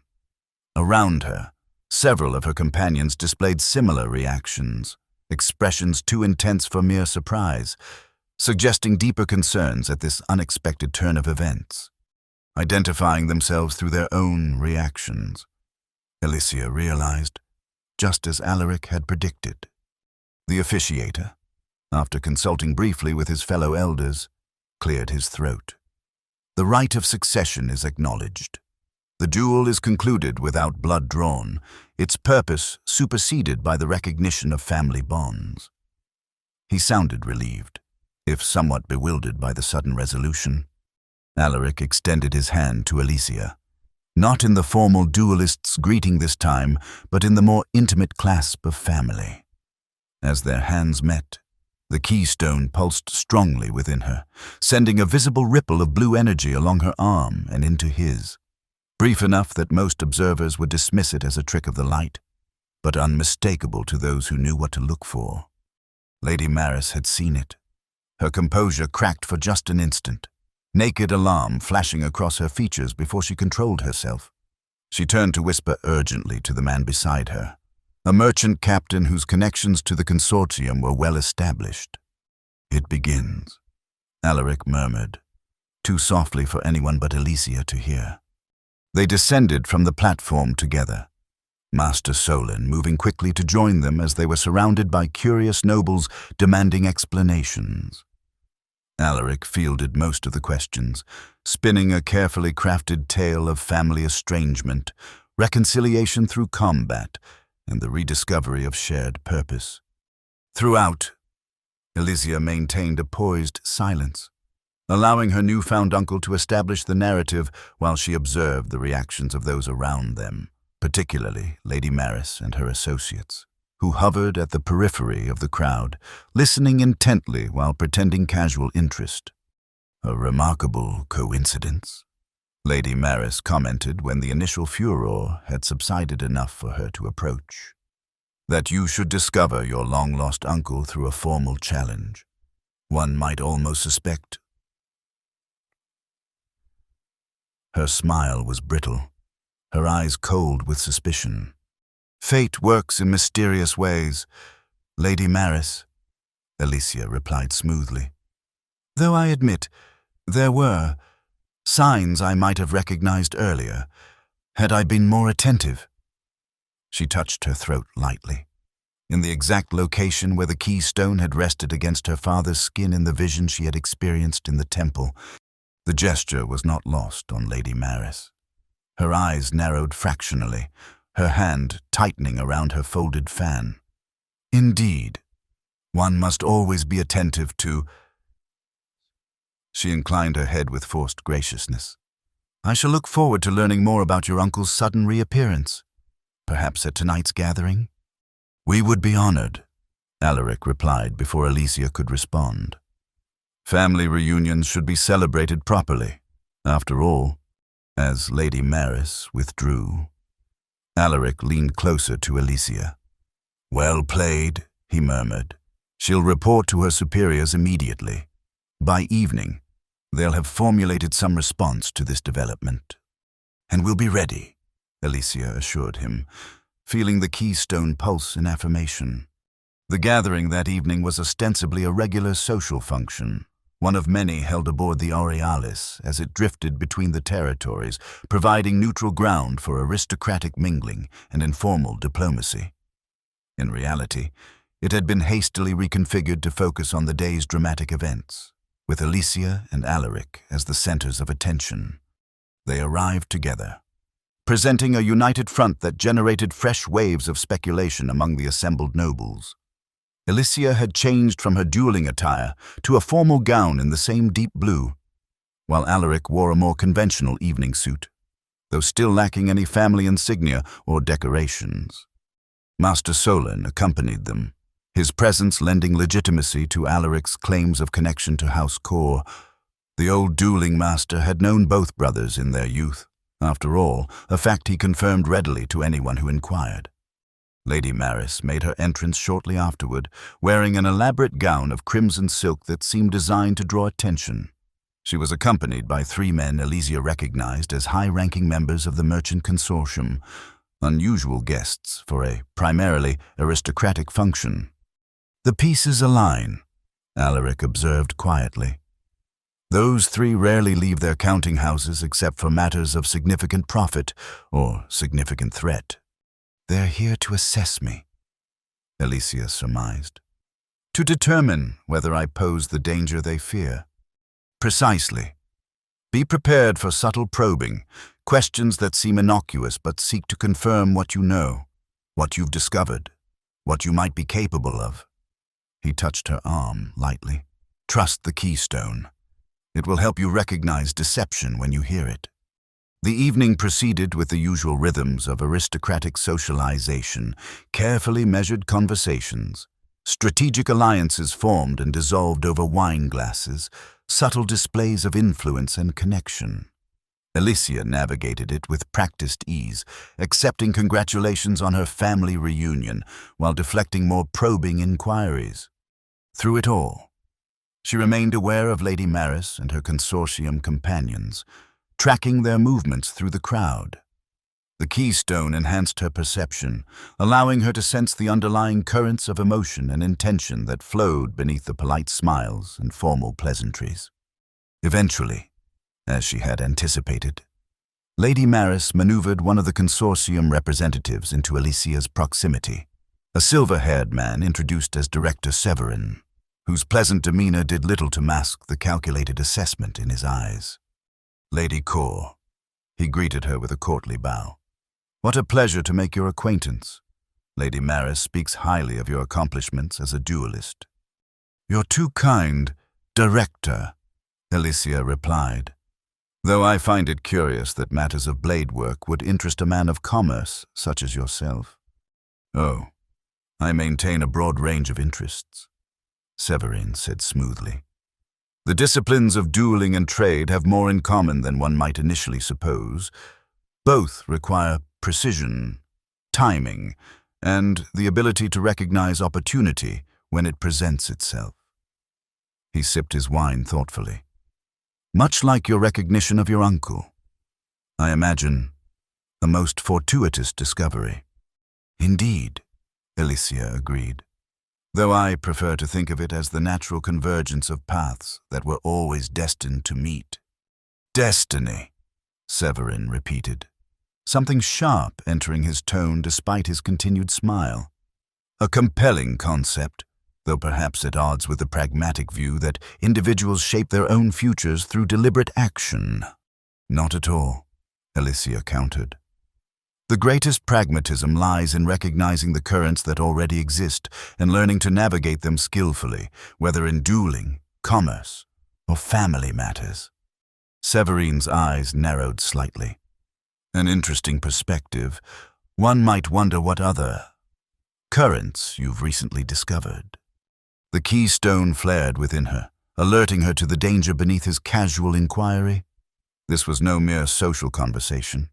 It was a probe, testing how much she knew about the Order, about the Oculus, about the forces moving beneath the surface of aristocratic society. "I find new currents every day, Director," she replied carefully. "The world is full of hidden depths for those willing to look beneath the surface. Looking too deeply can be hazardous." "Lady Core," Severin said, his pleasant mask slipping just enough to reveal the threat beneath. "Many have been swept away by currents they didn't fully understand." "Like my father?" Elysia asked directly, abandoning pretense. Severin didn't flinch, but she felt the spike of alarm that passed through him, a cold calculation of risk and response. "Your father's accident was a tragedy," he said after a momentary pause, "one that the consortium mourned deeply, given his contributions to our trading partnerships. How interesting that you immediately assumed I was referring to his death," Alicia noted, "when I might simply have meant his diplomatic career." A muscle twitched in Severin's jaw. A natural assumption, given the profound impact of his loss. "Yes," Alicia agreed. "A loss that continues to resonate." The word choice was deliberate, a subtle reference to the Temple of Resonance and the energies it channeled. Severin's reaction, a barely perceptible stiffening of his posture, confirmed that he recognized the significance. "Lady Core," he said, his voice lowered to ensure privacy, "permit me to speak frankly, as your father's former associate. There are matters in motion that precede us both. Currents, as you call them, with historical momentum that individual preferences cannot easily alter. Your father eventually recognized this and made certain accommodations. I would encourage you to consider a similar path." "Are you suggesting I accommodate those responsible for his death?" Alicia asked, keeping her voice equally low but infusing it with unmistakable steel. "I'm suggesting," Severin replied, "that you consider carefully which traditions are worth preserving and which might better be modernized. The consortium values innovation, adaptation to changing circumstances. We could be powerful allies to House Core, as we once were, or powerful enemies," she supplied. Severin spread his hands in a gesture of reasonable consideration. "Business and politics create natural tensions. Lady Core, wise participants recognize when cooperation serves all parties better than conflict." "My father was always a proponent of cooperation," Alicia observed. "Yet it did not save him." "Your father made choices that limited our options," Severin replied, dropping all pretense now. "I would hate to see his daughter make similar mistakes." The threat hung in the air between them, all the more potent for its polite delivery. Alicia felt the keystone respond to her rising anger, its energy surging within her, seeking release. With effort, she contained it, maintaining her outward composure. "Thank you for your candor, Director," she said at last. "I value clarity in all my relationships. It helps me determine where true loyalties lie." Severin studied her face, searching for weakness or uncertainty. Finding neither, he inclined his head slightly. "As do I. Lady Core, as do I." He glanced across the room to where Lady Maris was engaged in conversation with Alaric. "I believe our mutual friend is signaling for my attention, if you'll excuse me." "Of course," Alicia replied. "I'm sure we'll have the opportunity to continue our discussion at another time." As Severin withdrew, Master Solon appeared at her side, having observed the exchange from a discreet distance. "That looked intense," he murmured. "It was," Alicia confirmed. "Director Severin has just threatened me on behalf of the Oculus, while simultaneously offering me the opportunity to betray everything my father stood for." Master Solon's eyebrows rose, rather direct for an organization that supposedly operates from the shadows. "They're concerned," Alicia explained. "The reappearance of Alaric, combined with our public reconciliation, suggests a continuation of the Order's influence, possibly even a new guardian for the Keystone." She smiled faintly. "They're right to be worried." Across the room, Severin had joined Lady Maris and Alaric, forming a triangle of barely concealed tension. Alaric caught Alicia's eye briefly, a silent question in his gaze. She gave an almost imperceptible nod, confirming that her encounter with Severin had gone as expected. "What happens now?" Master Solon asked. "Now," Alicia replied. "We wait for them to make the next move. They'll need time to assess the situation, to determine whether I truly possess the keystone or am merely continuing my father's work without its power. She touched her throat lightly, feeling the keystone pulse in response. When they act, we'll be ready. The gathering continued late into the night, a swirl of conversations and calculations beneath the veneer of social pleasantry. By the time Alicia finally retired to her quarters, she was mentally exhausted from maintaining her guard against the subtle probes and assessments that had continued throughout the evening. Alaric accompanied her to her door, ostensibly as a courtesy, but in reality to ensure a final private exchange before they separated. Severin made contact, Alicia reported quietly. Threat and offer combined, classic Oculus approach, according to what Thera told me. As expected, Alaric nodded. Lady Maris was equally transparent in her own way. She's planning something more direct, I suspect. Her patience has limits that Severin's does not. Should we be concerned? Vigilant, Alaric corrected. The keystone will warn you of immediate danger. Trust its guidance, but don't become dependent on it. Your own instincts served you well before the bonding. They remain valuable now. Alicia nodded, absorbing the advice. And tomorrow? Tomorrow we begin Phase 2. Alaric replied with a faint smile. Reconstruction of the Order's influence, starting with those aboard the Aurealis who might be sympathetic to our cause. There are others here, besides Master Solon? Several, Alaric confirmed. Some know of the Order directly. Others merely oppose the consortium's growing control over trade and politics. All potential allies, if approached correctly. He clasped her shoulder briefly. Rest now. The keystone draws on your energy as much as you draw on its power. Balance is essential. After he had gone, Alicia prepared for bed with a mind still churning with the day's events. So much had changed in so little time. Her understanding of her family, her place in the world, the very nature of reality as she had perceived it. Yet beneath the transformation lay a core of continuity, a sense that she was fulfilling a destiny that had always been hers, whether she had recognized it or not. The keystone pulsed gently within her as she drifted toward sleep, its rhythm syncing with her heartbeat in perfect harmony. In that moment of transition between wakefulness and dreams, she felt her father's presence, not as ghost or memory, but as a continuing thread in the tapestry of guardians that stretched back through generations. I understand now, she whispered into the darkness. I'll carry it forward. I promise. Whether he heard or not, she couldn't say.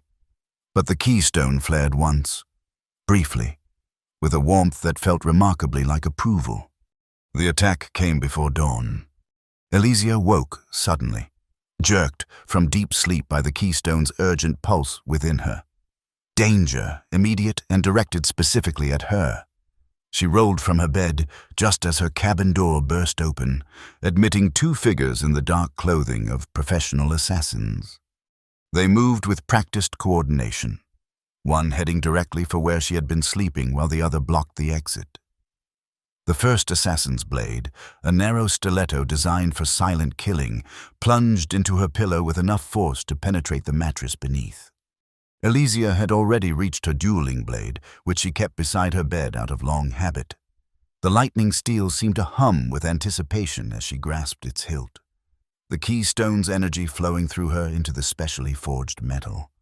She's armed, the first assassin warned, withdrawing his blade from the ruined bedding. It changes nothing, the second replied, her voice coldly professional. Lady Maris was clear. So it was, as Alaric had suspected. Lady Maris had opted for direct action while Severin preferred the subtler approach. The disagreement among the Oculus agents worked in Alicia's favor, creating opportunity in their lack of coordination.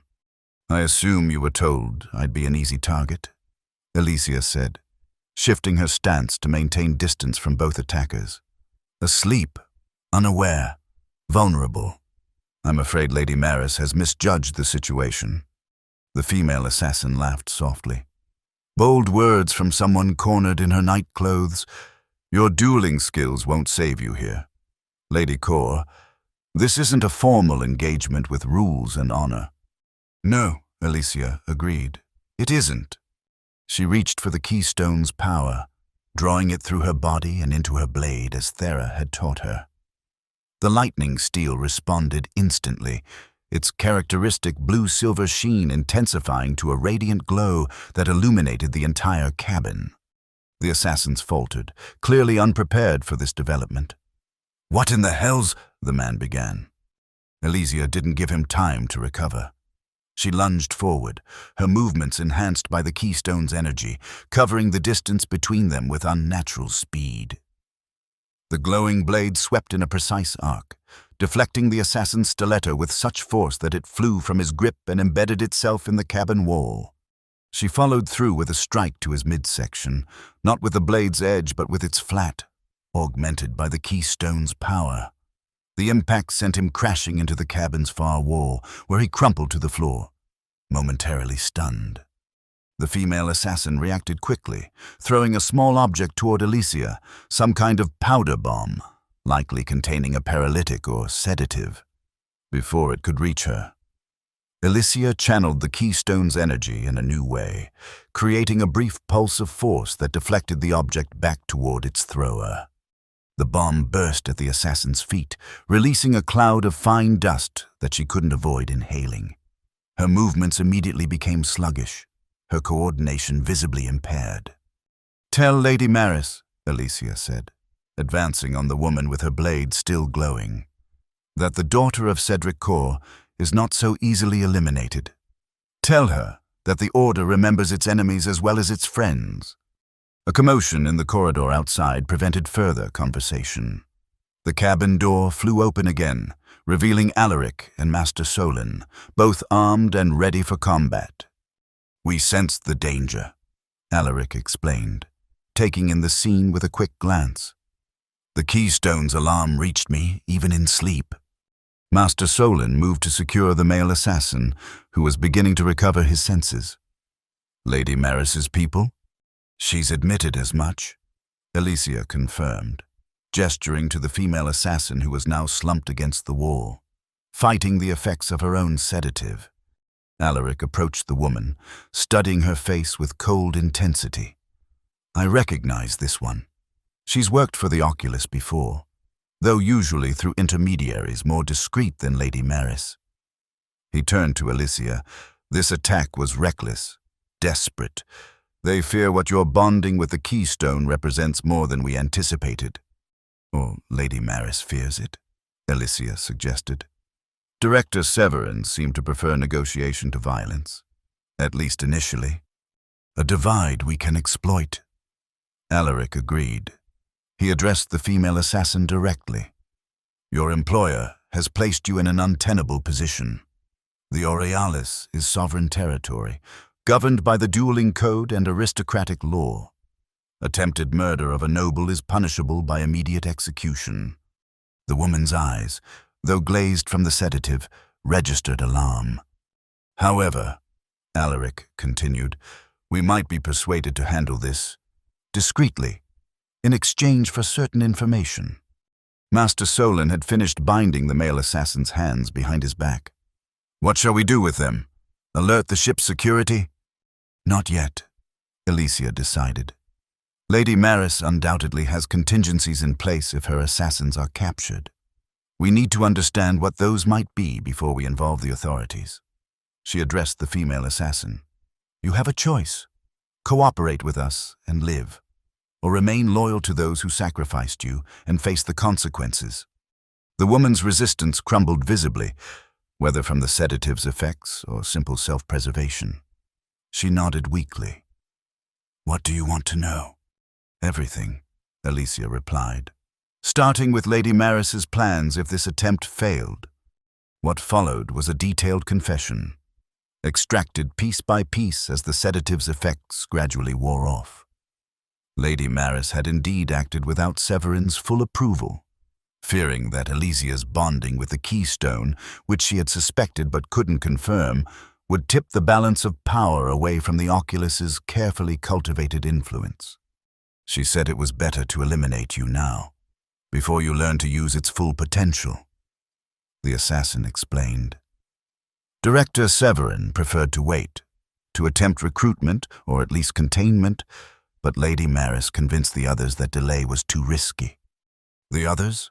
Alaric prompted. Who specifically approved this action? The assassin hesitated, then named 3 prominent members of the merchant consortium, including one who served as an advisor to the territorial governors. The implications were sobering. The Oculus had penetrated even higher levels of authority than Elysia had realized. And if you failed? Elysia asked. Lady Maris has arranged passage on a merchant vessel scheduled to depart at midday, the woman replied.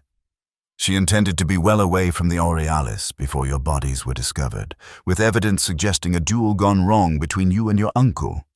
Alaric's expression darkened. Elegant. Our reconciliation would be revealed as a ruse, my claim to be Cedric's brother dismissed as an assassination plot. He glanced at Elysia. We've underestimated Lady Maris's resourcefulness, if not her subtlety.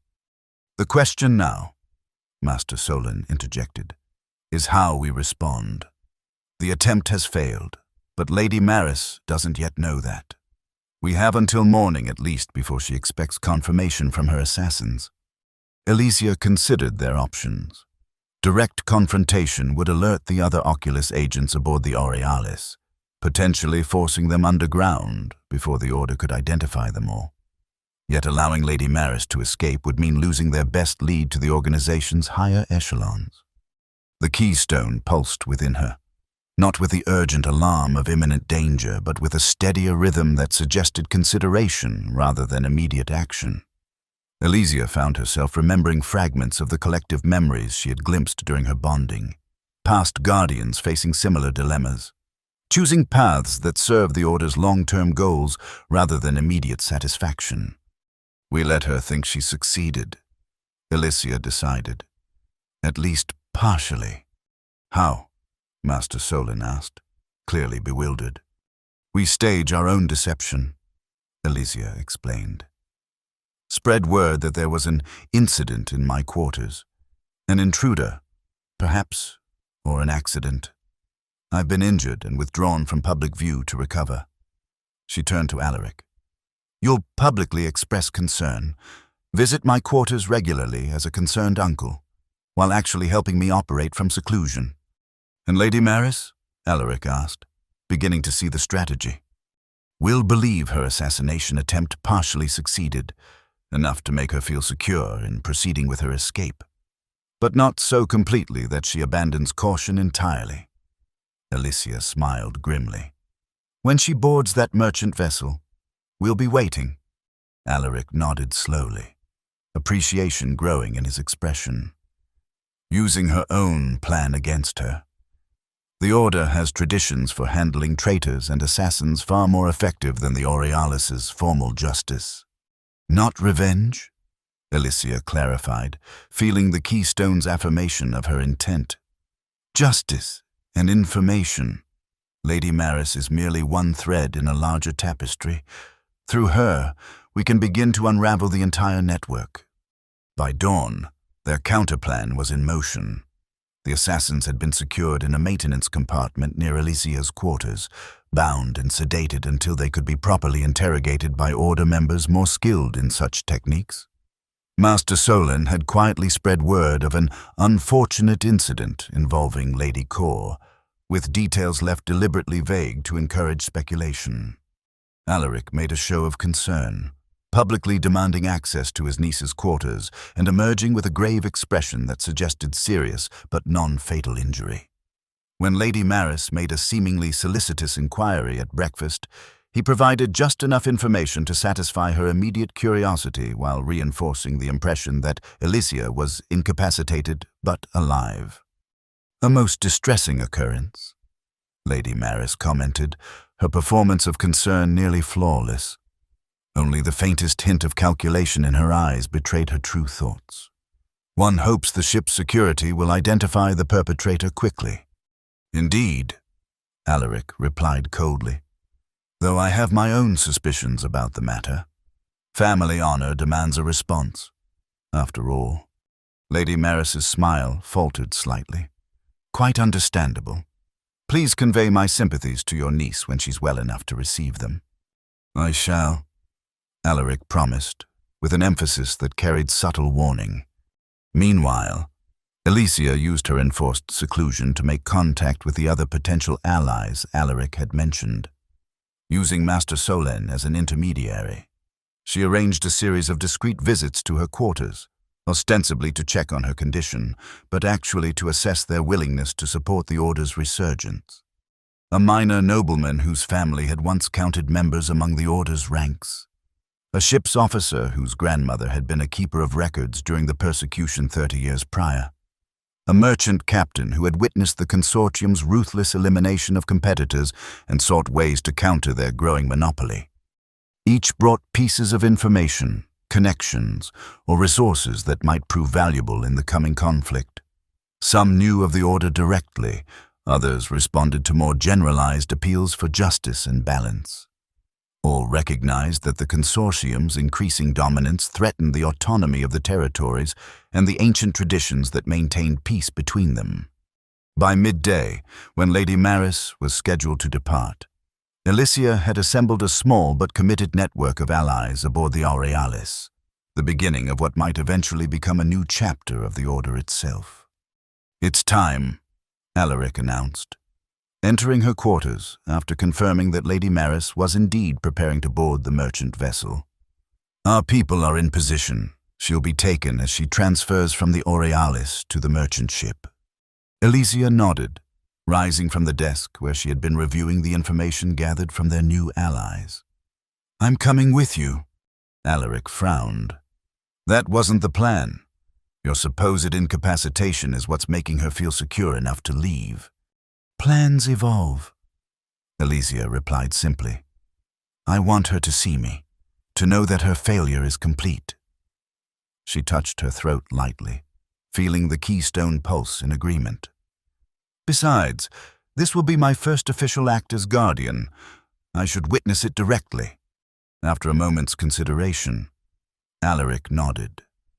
"Very well. But we'll need to ensure you're not seen by anyone who might report your miraculous recovery before we've secured Lady Maris." They left her quarters via the maintenance access, the same route she and Alaric had used to reach the skiff days before. Master Solen remained behind to maintain the illusion of Alicia's presence in her cabin, ready to deflect any unexpected visitors. The merchant vessel was docked at one of the Aurealis's lower platforms. A medium-sized trading ship whose captain had been generously bribed to accommodate a last-minute passenger of Lady Maris's status.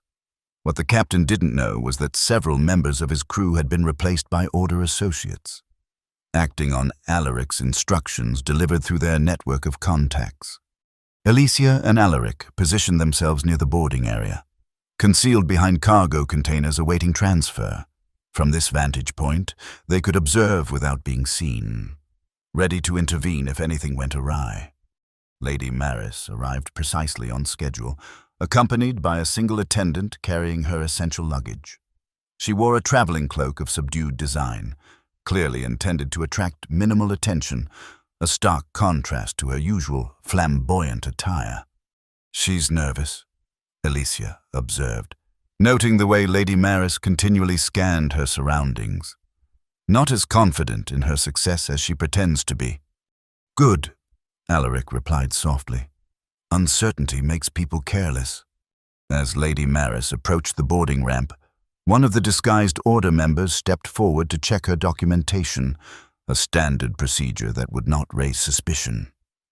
The man examined her papers with deliberate slowness, asking several clarifying questions that required detailed responses. While Lady Maris was thus distracted, two more Order associates moved into position behind her, effectively cutting off any retreat. The trap was set. Alicia felt the keystone stir within her, responding to the imminent confrontation, not with alarm, but with a sense of rightness, of justice long delayed finally moving toward fulfillment. The moment came when Lady Maurice, growing impatient with the document inspection, attempted to simply push past the disguised crewman. "This is absurd," she snapped. "I've paid handsomely for passage. The captain himself assured me." "The captain," interrupted a new voice, "has been relieved of duty temporarily." Lady Maris turned sharply, finding herself facing the two Order members who had positioned themselves behind her. Her hand moved instinctively toward a hidden pocket in her cloak, reaching for a weapon. Elysia realized. "I wouldn't," Alaric advised, stepping out from their hiding place with Elysia beside him. "Your associates have already been secured. There will be no rescue, no convenient accident to cover your escape." Lady Maris froze, her composure cracking as she registered Elysia's presence. "You," she breathed. "But my people?" "Failed," Elysia completed for her, "as did your planning, your judgment, and ultimately your loyalty to those who trusted you." With a desperate lunge, Lady Maris pulled a small blade from her concealed pocket and slashed at the nearest Order member. The man deflected her attack with practiced ease, disarming her with a precise strike to her wrist. "The Order of the Eternal Vigil finds you guilty of conspiracy, assassination, and betrayal of the territory's common good," Alaric pronounced formally, as the other members restrained Lady Maris securely. "You will be transported to the Temple of Resonance for full accounting and judgment." "You can't do this," Lady Maris hissed, struggling against her captors. "I am a noble of the Eastern Territory. I have rights under aristocratic law. Rights you forfeited when you sent killers into my quarters," Elysia replied coldly. "But fear not, Lady Maris. The Order's justice is not vengeful. It seeks truth above all, truth you will provide, willingly or otherwise." Lady Maris's eyes darted between them, calculation still evident despite her predicament. "Severin will know. The Consortium will retaliate. You've revealed yourselves too soon." "Perhaps," Alaric acknowledged. "Or perhaps your disappearance will be attributed to the same accident you planned for us. The Aurealis is full of dangers for the unwary, after all." He nodded to the Order members, who began escorting Lady Maris toward a different vessel, a small, nondescript skiff similar to the one Elysia and Alaric had used for their journey to the temple. It had been prepared in advance, its route plotted to avoid detection by the Aurealis's monitoring systems. As Lady Maris was led away, she turned back once more, her gaze fixing on Elysia with a mixture of hatred and fear. "This isn't over, Guardian," she spat, the title making it clear she understood exactly what had occurred. "The Oculus sees further than you know. The keystone cannot protect you from what's coming." Elysia met her gaze steadily. "It doesn't need to protect me," she replied. "I protect it, and through it, the balance that your masters seek to destroy." Lady Maris's response was lost as she was ushered into the waiting skiff. Within moments, the small vessel had detached from the Aurealis and disappeared into the cloud cover surrounding the floating city ship. "And so it begins," Alaric said quietly. "The first move in a game that may last generations." "Not a game," Elysia corrected. "A duty. One I'm only beginning to understand." The keystone pulsed within her, a warm affirmation that transcended words. She had taken her first step as Guardian, confronting directly one of the enemies who had contributed to her father's death. Many more steps would follow, some more difficult, some more dangerous, all part of the path she had chosen to walk. As they made their way back toward her quarters, Elysia felt a strange sense of completion. Not an ending, but the proper beginning of something that had been waiting for her all along. The daughter of Cedric Core had found her true inheritance, and with it, her purpose. The keystone's energy flowed through her, connecting her to past guardians and future possibilities alike. Among those connections, she sensed her father's presence, not as ghost or memory, but as a continuing thread in the tapestry they both had helped to weave. "I understand now," she whispered, as she had the night before. "I'll carry it forward. I promise." And this time, she was certain he heard.